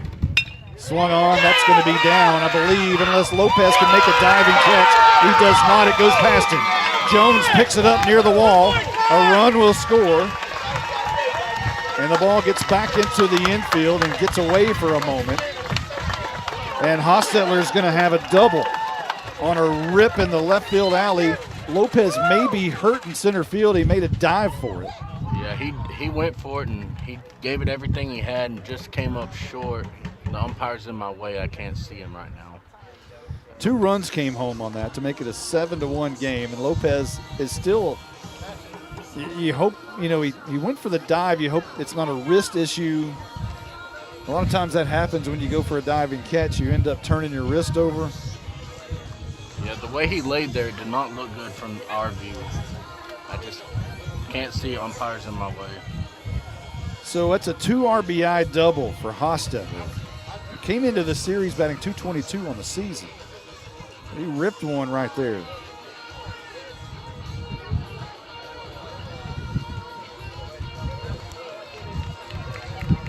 Five hits in the inning now for Prairiland.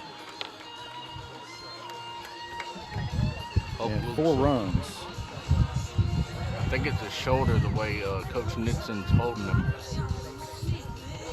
So it appears Colin Murphy will go in to play center field for Luke Lopez, rather, as he is walking very gingerly. Murphy, the sophomore, has been on varsity all season. Good outfielder. And Luke Lopez still making his way off.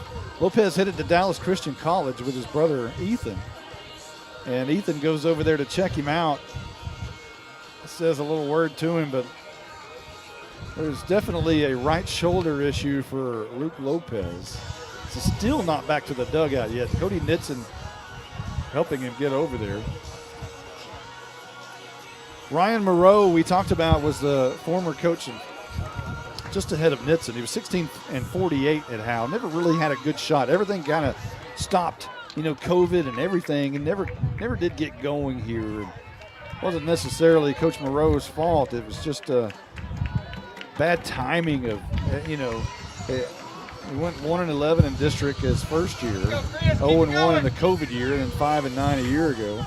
COVID and injuries hurt him. Yeah, big time. And Coach Moreau, a really good guy. He ended up taking an assistant coach's job at Sherman. Just an outstanding human being, Coach Moreau. Piscina's pitch has popped up right behind the screen, out of play, as Chris Michael steps up to the plate.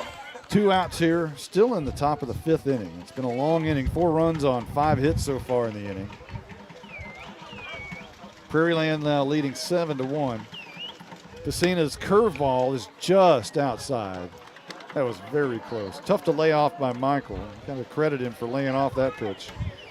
Michael has popped to Daniels in the 2nd inning and grounded to McNutt in the 4th. Here's a chop foul down the left field, or left side of the plate. They just like attacking the baseball at the plate. They don't want to. They want to hit the ball. Yesterday, I guess it was just something different. It was not like this yesterday for them. A ball and 2 strikes on Michael, 2 outs. Runner at second is Hostetler. There's a pitch up in the zone for a ball. 2 balls and 2 strikes now. Last time Howe made the playoffs was back in 2018 when James Beebe was the head coach. They went 6-6 in district. Here's a curveball just outside. And the count goes full. That was the Peyton Reagan years. Yeah, Reagan and Bryce Krantz pitched the playoff games that year. Here's a pitch right down the middle, slam foul down the 3rd baseline. We'll do it again. Peyton Reagan was a do-it-all player when he played for the Bulldogs, played shortstop, pitched, and played catcher. Was one of the best defensive players the Bulldogs have ever had.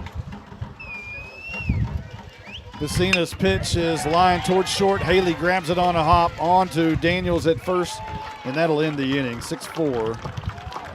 But Prairiland gets 4 runs on 4 hits, no errors, and 1 left. And they lead 7-1 as we head to the bottom of the 5th inning. We'll be right back. If your air conditioner broke down, would you call an expert auctioneer? Open up the air conditioner. Can I get a wrench? Looking for a wrench in the toolbox. Looking for a wrench. Screwdriver. Got a screwdriver. Yeah, no. You'd call the real air conditioning experts, Baker Air Conditioning and Heating. If you've heard you need expensive repairs, get a second opinion with Baker Air Conditioning and Heating, who have over 50 years experience here in Howe. Call 903-532-6255 or see them at 215 Denny Street. License number 004693C. Buying and or selling your next home should be an enjoyable experience. At Ann's Realty Group, our commitment to the personal relationship of the transaction ensures not only the level of communication that you deserve, but also the assurance that we will be here the next time you need us. We're not a big box real estate company by design. The flexibility that the freedom of being an independent brokerage allows us to be fully at your service as you need us to be. Ann's Realty Group, Ann Dick and Broker for all your real estate needs. 903-818-2676. Garen Langford will lead off the bottom half of the fifth inning. Yeah, grounded to short on a 6 unassisted. His first time up in the second inning, which ended the inning. Howe only one run so far today. It was Luke Lopez who walked and was brought home a little bit later. And that's it. And Lopez is not even in the game anymore. It's suffered some sort of a shoulder injury, and Colin Murphy has replaced him in the lineup, and he is on deck to hit next. That's actually Luke Catching on deck. Oh, it is Catching on. I'm sorry. Yeah, I guess since we'll find out. Yeah, I don't know how you're gonna. Luke's in the field, but we're DHing for him. I don't know the rule on that. So. And the pitch by Lewis, still in the game, is inside a little bit to Langford. Langford, a freshman right fielder. Batting .385 in district play. The kick by Lewis is low for a ball. Count goes 2-0 and Langford ahead quickly. Prairiland has put two crooked numbers on the board basically today. A 3 spot in the third and a 4 spot in the fifth. Other than that, Pacina has held them to 3 scoreless innings. It's been their 2 through 6 hitters, Braden Nichols, Caleb Jamison, Brooks Morrison, and Jacob Veal, and then Gage Bankhead doing all the dirty work for the Prairiland today. They have been putting the ball in play. 2 balls and no strikes. There was a catching issue right there. And now Lewis deals and delivers a strike. 2 balls and a strike to Langford. Morrison had some kind of gear issue he had to take care of a moment ago. Lewis quickly, and this one's skied towards center. Coming on is Jordan, and he makes the catch. And Langford is a high, heavy out with a pop to 8 for the first out of the inning. Off the bat, I thought that was going to drop in center field. Grant Jordan made a great play running up and making that catch, though. So Luke Catching will hit for Lopez, catching the second baseman. And the first pitch is swung on and missed.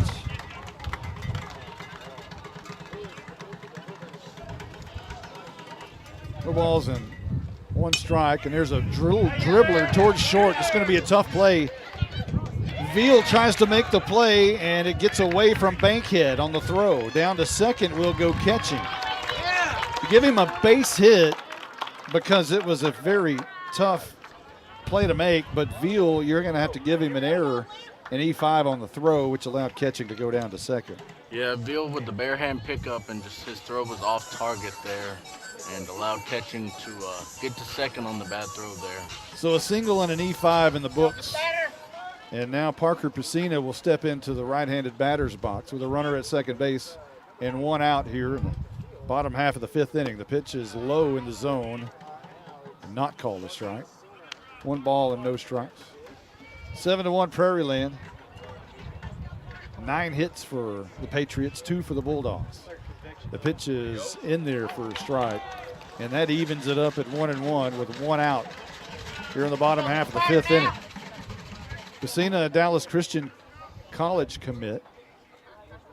The pitch is swung on and fouled back to the screen on the right side. Pacina will head there with the Lopez twins. Staying with your buddies, going to college. That must be a fun time for them. It will be a blast. Right-handed pitcher kicks and delivers, and that's about a 59-footer that hops in and allows catching to go down to third base. That's a wild pitch if you're scoring, not a pass ball. No, catcher had no chance on that. Not a chance. Skipped in right before him. So catching now at third with one out. And Lewis delivers. That's a beautiful pitch right down the plate. And Pesina looked at it for a called strike 3. Backwards K for the second out. And Austin Haley will step up to the plate with a runner on third. And 2 outs here in the bottom of the 5th. Lewis has to tie the shoes for this at bat. He's had all kinds of shoe problems, hasn't he? He has, but this pair's been working for him. Yeah. I think he's got 3 innings out of this pair of shoes. First pitch is flared down the left field line, popped up towards 7. Coming on to make the catch is Barry. And Haley is an easy out there as he just got fisted a little bit. And Barry was right there to haul it in for the third out. No runs on no hits, 1 error, and 1 left. And we're headed to the top of the 6th. We're at 7-1 Prairiland over Howe here in Princeton. Coach, we have a problem. What's that? We're cheerleaders, and we don't feel very highly motivated today. What? I don't want to hear talk like that. You know what you girls need? You need some handmade onion rings, a burger, tots, and a shake. That actually sounds really good. Now are you motivated? Yes, sir! This is how you Sonic. It's not just good. It's Sonic good. Whoa, those onion rings really bring the hammer down. CoreFit Gym on Hanning Street in Howe is a full gym stocked with all the cardio and weightlifting equipment you could need. They also have a couple of new tanning beds. CoreFit Gym has 4 personal trainers available and features sports performance programs for athletes. At CoreFit Gym, memberships are only $40 for the entire family or $30 per individual. CoreFit Gym is on Facebook and located at 300 Hanning Street in Howe. Call them at 469-371-0603. 7-1 Prairiland over Howe as Parker Pesina is done and Matt Hayes enters the game. And you know when Matt Hayes throws off the mound, his hat falls off. It happens almost every time he throws. You got to get a smaller hat. Or you got to get a haircut. I'm not sure which one. I think it's the haircut's what he needs. I think that's what it is? Yeah. I think he lets his hair grow out all season, and by the end of it, the hat is not staying on. The legend of Matt Hayes. He throws so hard his hat falls off. So Pesina is done after 5 innings. 5 innings, 80 pitches, 9 hits, 7 runs, 7 earned, 3 Ks, 1 walk, and 1 hit by pitch for Pesina today. Okay, hang on. Let me go through that again because I'm slow. So he went 5 innings. How many Ks? 3. How many walks? 1 walk. Hit by pitch? 1. And all 7 runs are earned. Yes. And gotcha. 9 hits given up. 9 hits. So Matty Matty Ice they call him. Matt Hayes into pitch. And he'll face the top of the lineup. Blake Lewis is going to lead off. He's lined out to Haley. He lined out to Luke Lopez in center. And he struck out swinging in the 4th. So 0 for 3 today. Good hitter too. Hayes with the first pitch is low and outside. His hat falls off, and we're going to see that all the time. Every pitch. Every pitch the hat falls off. Especially with the wind blowing, it doesn't help today either. The wind now blowing towards right field instead of left as it was earlier in the game. Hayes deals, hat falls off. That's just inside. I think the hat, does it distract the umpire a little bit? I don't know, but because that pitch was pretty good. 2 balls and no strikes. We're in the top of the 6th inning. Lewis at the plate, and there's a called strike. At some point, you just want to, hey, just leave the hat alone. Yeah, just leave it on the hill. Leave it up there. Just leave it on the hill. 2 balls and a strike. Hayes from the windup is blue shoes and a curveball. That's bounced towards shirt, backhanded by Haley. A long throw across the diamond, safe at first base. It was a bang play at first. I thought Haley made a outstanding play there, but Lewis just barely beat the throw. That was a heck of a play by Haley to outstanding range to his right and then make that throw across his body on target right to Carson. Just Lewis is a fast runner and beat out the throw. So a runner at first. We got a pitch runner there for Lewis. Nichols at the plate. A snap throw down to first base, and diving in safely is the courtesy runner. We'll try to figure out who that is. Ball was outside. It's 1 ball and no strikes. Nobody out here. We're just beginning the top of the 6th inning. Nichols has grounded to third, singled in the 3rd, and singled in the 5th. Had a big game. The pitch is swung on, fouled back right over our heads and out of play. 1 ball, 1 strike.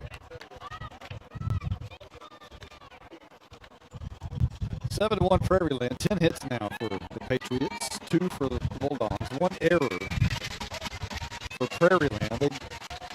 They don't have an error on the scoreboard for Howe, but there was one early in the game.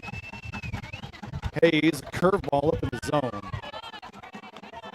And the count goes 3-1. Hayes was scheduled, or 2-1 rather. Hayes was scheduled to start the next game should Howe get there. And with a 6-run deficit, they decided, let's go ahead and try to win this game, and we'll figure it out later. Hayes skips it in, and a quick throw down to first base, and safely back in, barely at first base is the courtesy runner. He had a great slide back there and avoided the tag nicely. It was a heck of a play by Ethan to throw that to Carson on target, though.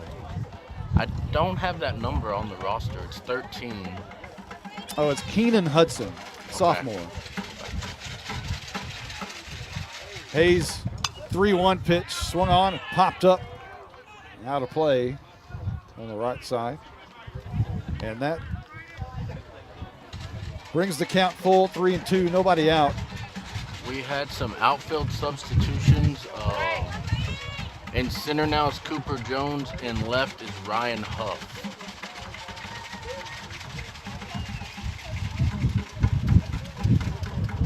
And the pitch is up in the zone and a walk to Nichols. And he's been on base 3 times today. Scored once. And that'll bring up Caleb Jamison. Did you say Huff? Huff was in? No. Huff is in left now. Okay. Garen's in right, and Cooper Jones moved to center from left. Okay. So Hayes with runners at second and first, and nobody out. Jamison at the plate. He squares around a bunt, but it's outside. A ball and a strike, or a ball and no strikes. To have a star player that'll go up there and do what his coach tells him to bunt is just amazing for Prairiland.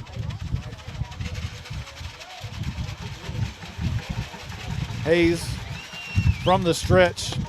Jamison squares around and takes a strike. Takes a couple of swings and a windmill with his right hand with his bat out of the batter's box. Now steps back in. 1 ball and 1 strike. So it's Huff in left and Jones in center. Yes. And the pitch just outside as Jamison squared around a bunt again.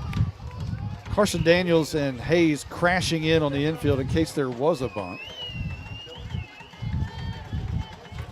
A rotation from catching at second to first base on the bunt.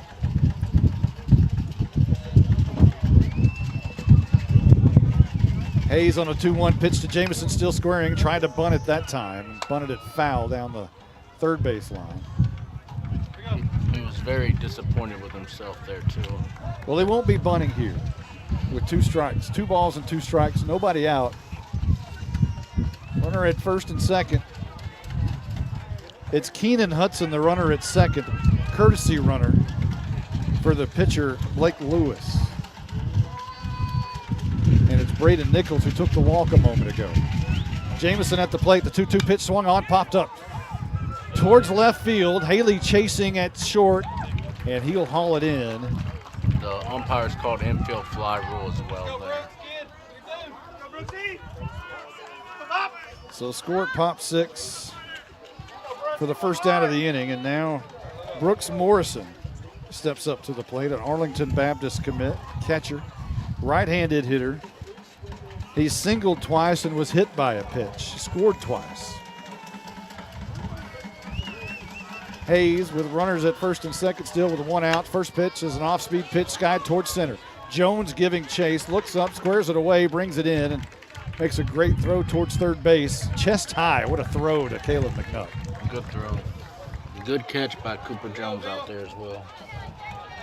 So a fly to center, and Hayes now has two outs with Jacob Veal stepping up, and Veal probably is your MVP with a 2-run triple in the third at this point. And he also had a single in the fifth inning. And scored 2 runs. Curveball is just up high. Boy, you like that pitch to open the at-bat, but 1 ball and no strikes. That was a good pitch. Just barely, apparently above the zone. 2 outs here. Hayes from the stretch deals another off-speed pitch. This one swung on and missed by Veal, and it's a 1-1 count. Matty looks to have found his groove here. When he's in his groove, he's about as good as they get. 2 outs here in the 6th inning. Top of the 6th, and the pitch is another off-speed pitch. That one does catch the inside corner, and Hayes ahead at a ball and 2 strikes with 2 outs.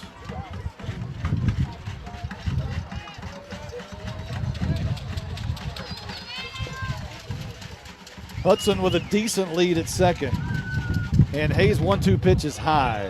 2 balls and 2 strikes. Every pitch the hat hits the mound. Every pitch. It's been like that for 3 years. Yeah. You'd think at some point, can you get a safety pin or something? 2-2 pitch, 2 outs. Top of the 6th, the pitch is swung on and fouled back right above our heads. And we'll do it again.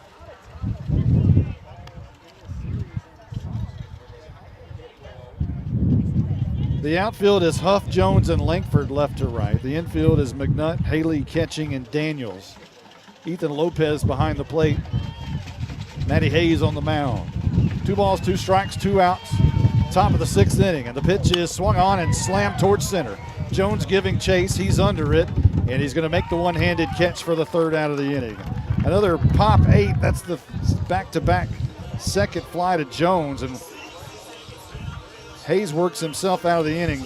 No runs on 1 hit, no errors, and 2 left. We head to the bottom of the 6th inning. It's 7-1 Prairiland.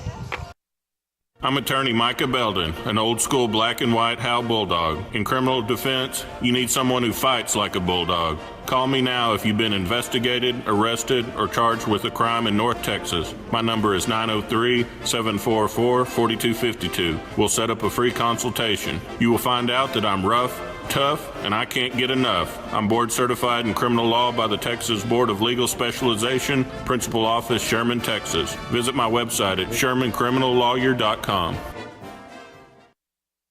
Douglas Distributing is proud to sponsor the Howe Bulldogs. Douglas Distributing has been a diversified energy supplier since 1981. They offer fuel solutions for commercial, industrial, and residential applications through North Texas and southern Oklahoma. This family-owned and operated business strives to be your go-to company for all your fuel needs. From commercial fuels, DEFs, and lubricants, they've got everything to keep your business moving forward. Call Douglas Distributing today, 903-893-1181. 7-1 Prairiland over Howe here as we enter the bottom of the 6th inning. Carson Daniels will lead it off. He's walked in the 3rd inning. and he reached base in the first. Here's a ground ball to short. Nichols on a hop over to Bankhead, and Daniels is the first out, 6-3. Hey, Blizzard, what do you have for Daniels in the first inning? He walked. Okay, I did not mark it down, so let me do that. He walked, and Huff hit that line drive to first base, and they got the diving double play. That's right. So one down here in the bottom of the 6th inning, and Huff now steps up to the plate with 1 foot in the box. Now he puts his right foot in the box. Lewis works very quickly, and he throws it right over the feet, and they're going to say Huff went around on a check swing. That one was very close. Home plate umpire looked down to third base umpire. The third base umpire ruled it a check swing strike. So here's Huff swinging and dribbling it down the right side, first base side. And Huff quickly in the hole at 0-2. Lewis is one of the quickest workers that I've seen. And the pitch is a curveball just outside. Thank you, sir. And it's 1 ball and 2 strikes. 1 out here in the bottom of the 6th inning. Lewis with a pitch inside, and Huff swings and misses. He tried to turn on that inside pitch, just missed it, and he'll go down swinging for the 2nd out of the inning. Caleb McNutt will step up. McNutt has bounced to short and struck out swinging. Howe with only 2 hits today. And, you know, Blake Lewis's mother, we talked to her before the game, she said, he's not really a pitcher. Ma'am, I disagree. Since he got his shoes fixed, he is in a groove. Certainly a pitcher with the right shoes, isn't he? Here's a ball outside. 1 ball and a strike. 2 outs here in the bottom of the 6th. Hides his face and works very quickly. Here's a pitch up in the zone, fastball. He sets his own pace, that's for sure. He certainly does. It's Cliff Lee-like. The kick and the pitch, wasting no time. Swung on and missed. It's like a video game. Just get it and go. 2 balls and 2 strikes. I mean, if they didn't step out of the box, he'd just keep going. And the pitch is inside and low, and McNutt takes a look at it, and that fills the count. So 3 balls and 2 strikes with 2 outs. Bottom of the 6th inning. Cooper Jones on deck if McNutt can get on board. Lewis, the kick and the deal, and McNutt flares it out towards right field. It's going to fall. There's a base hit right in front of Chris Michael out there in right field. And McNutt is on with the 3rd hit of the game for the Howe Bulldogs. As up steps Cooper Jones. Jones has bounced back to the pitcher and bounced to short. He's 0 for 2. Wind blowing in, but Jones is a strong kid. Could go yard at any time. The kick and the pitch is on the outside part of the plate. Looks like he took a little bit off the fastball there.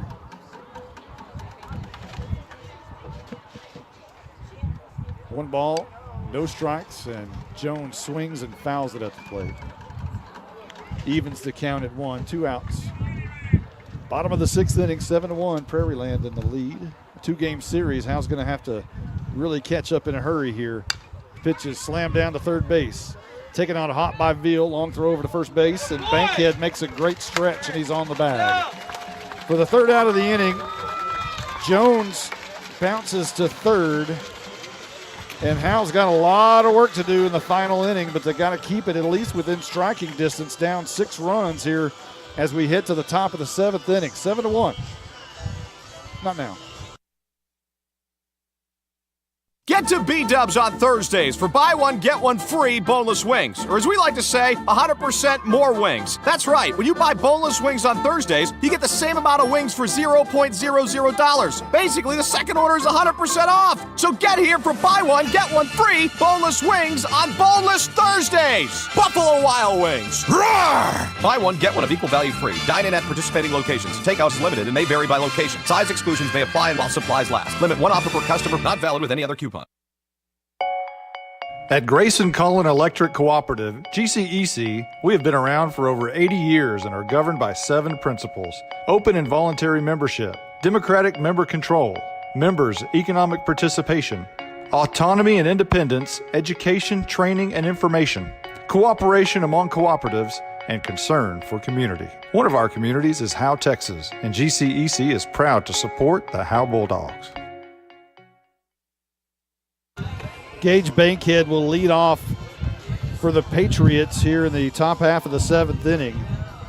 He has bounced to second out of sacrifice and singled in the 5th. Scored a run.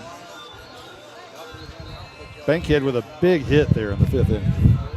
Yeah, it was. He's been the, 2 RBIs today with the single RBI and scored a run with the sac fly. He's been a big part of the offense today for him. We were talking about the Bulldogs' history, and before Ryan Moreau, James Beebe, the last playoff coach, before that was Heath Grant. There's been a lot of news about Heath Grant lately. There has been. He was the head coach of the Howe Bulldogs baseball program in 2017. They went 17-10 that year. He was there for 1 season as the head coach. Tori Ognoski was the head coach prior to him. They went 10-9 in 2016. 2015, Howe missed the playoffs. A crazy thing happened. I don't know if you remember this, but some things are just not meant to be in the cards, right? Howe had a chance to blow the doors off of Whitesboro that year in the 4th inning with the bases loaded, no one out, shortstop Easton Ross at the plate, and at that very moment, the lights went out in Howe. And the thought of securing that last seed in the playoffs flickered with the last bulb dimming in darkness because the game was moved to Gunner, where they resumed play with the exact same situation of having the bases loaded, nobody out. However, Whitesboro changed pitchers. And he was able to get out of the inning miraculously with no runs scored. And that ended Howe's chances of the playoffs. What a crazy way to be knocked out right there. In 2014, we talked about it last night, eliminated by Farmersville in the first round. Fulencheck threw a 1-hitter in game 1. Howe's most successful run as a baseball program was back in the early 90s. In 92, they were 27-3, ranked first in state, 9-1 in district, the district champs. And Hayes' first pitch to Bankhead is outside. Knocked out in the first round that year by a 1-game series. A fluke thing happened. A broadcaster got thrown out in the first inning. Really? Running over the catcher. So everything went downhill from there. We ended up losing that game. At least you got the memory of running over the catcher, right? Well, there's that. I'd like a mulligan, actually. In 91, Howe went 21-7-1, 9-1 in district. They were ranked in the top 10. Hayes with a 2-0 pitch. Bankhead flares it down to left field, Huff under it, and makes the catch. So a fly to 7 is the first out of the inning. Grant Jordan will come up. In 1990, Howe went 22-4. They were 8-0 in district champs, by-district champs, area champs, ranked number 3rd in Class 2A. The year prior to that, they were 17-6, went 5-3 in district, 3rd in district, no playoffs. That 90 team was the first ever Howe playoff team. Wow. Hayes with the pitch is swung on and flared toward first. Daniels with the hop grounder to Hayes, flips it over to him, and that's the second out of the inning. 3-1 if you're scoring for the second out. Hostetler will come up. So Tim Smithart, the head coach back in those days, an unbelievable run of 87-20-1 in his 4 seasons. That's very impressive as a baseball program. Hostetler in against Hayes. The first pitch is swung on and missed on the outside part of the plate. Hayes can really dial it in when he's dialed in, so to speak. He can really bring it. I think the hat falling off helps him, honestly. Does it affect the hitter possibly? I think it does. And the pitch is an off-speed pitch up in the zone. Because, like, you see that and the ball at the same time. It's, like, distracting a little bit as a hitter. I believe we have 1 ball, 1 strike. Here we go. Scoreboard's trying to catch up. 2 outs here, and the ball skips in about 59 feet. And we have 2 balls and a strike. 7 runs on 10 hits, 1 error for Prairiland. 1 run on 3 hits, 1 error for Howe.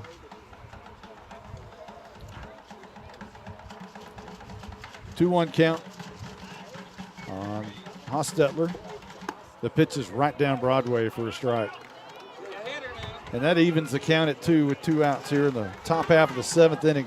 Howe's got some work to do. Big rally if they're going to have a chance for a nightcap. Hayes with the 2-2 pitch, swung on, popped up. Near Daniels around the first base line, and Daniels is going to make the catch. Pop 3, and that'll end regulation unless Howe can come back and score 6 here in the bottom half of the 7th inning. We're going to take a quick timeout. 7-1, Prairiland in the lead. We'll be back right after this.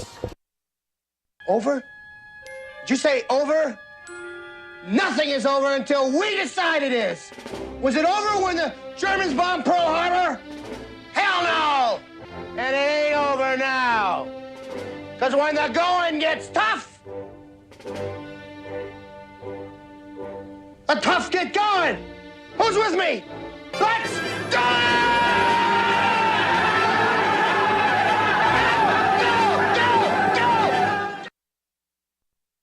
Independent Financial is proud to support Howe ISD and their hardworking students, teachers, and staff.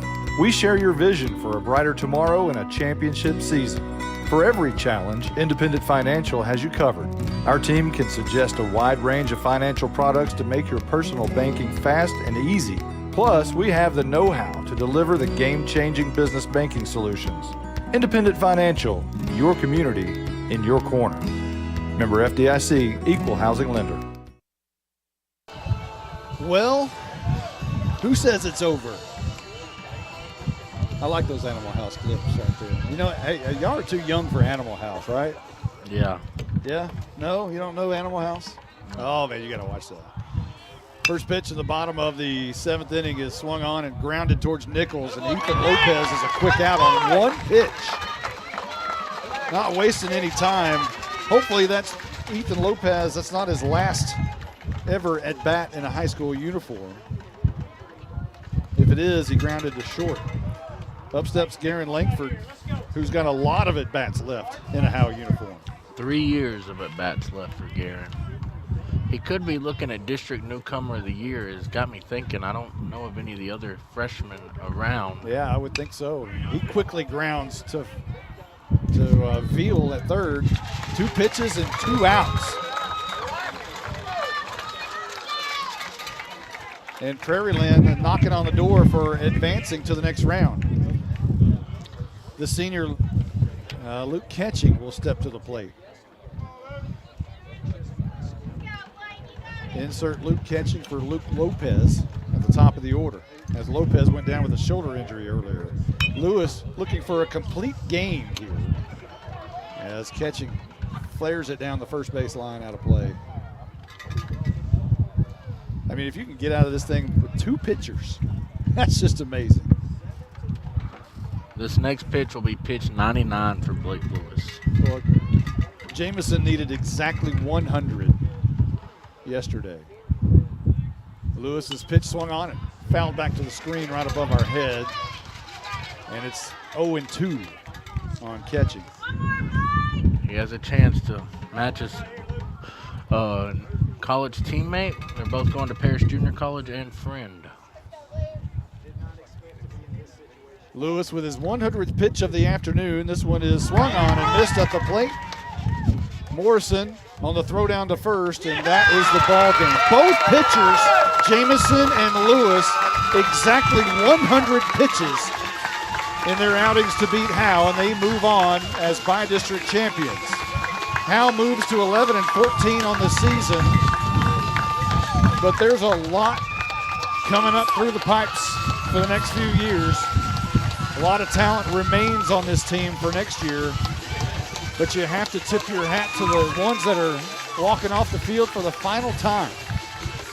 Luke Ketching in his final at bat, the senior, on a swing and a miss and a throw down to first, ends the game.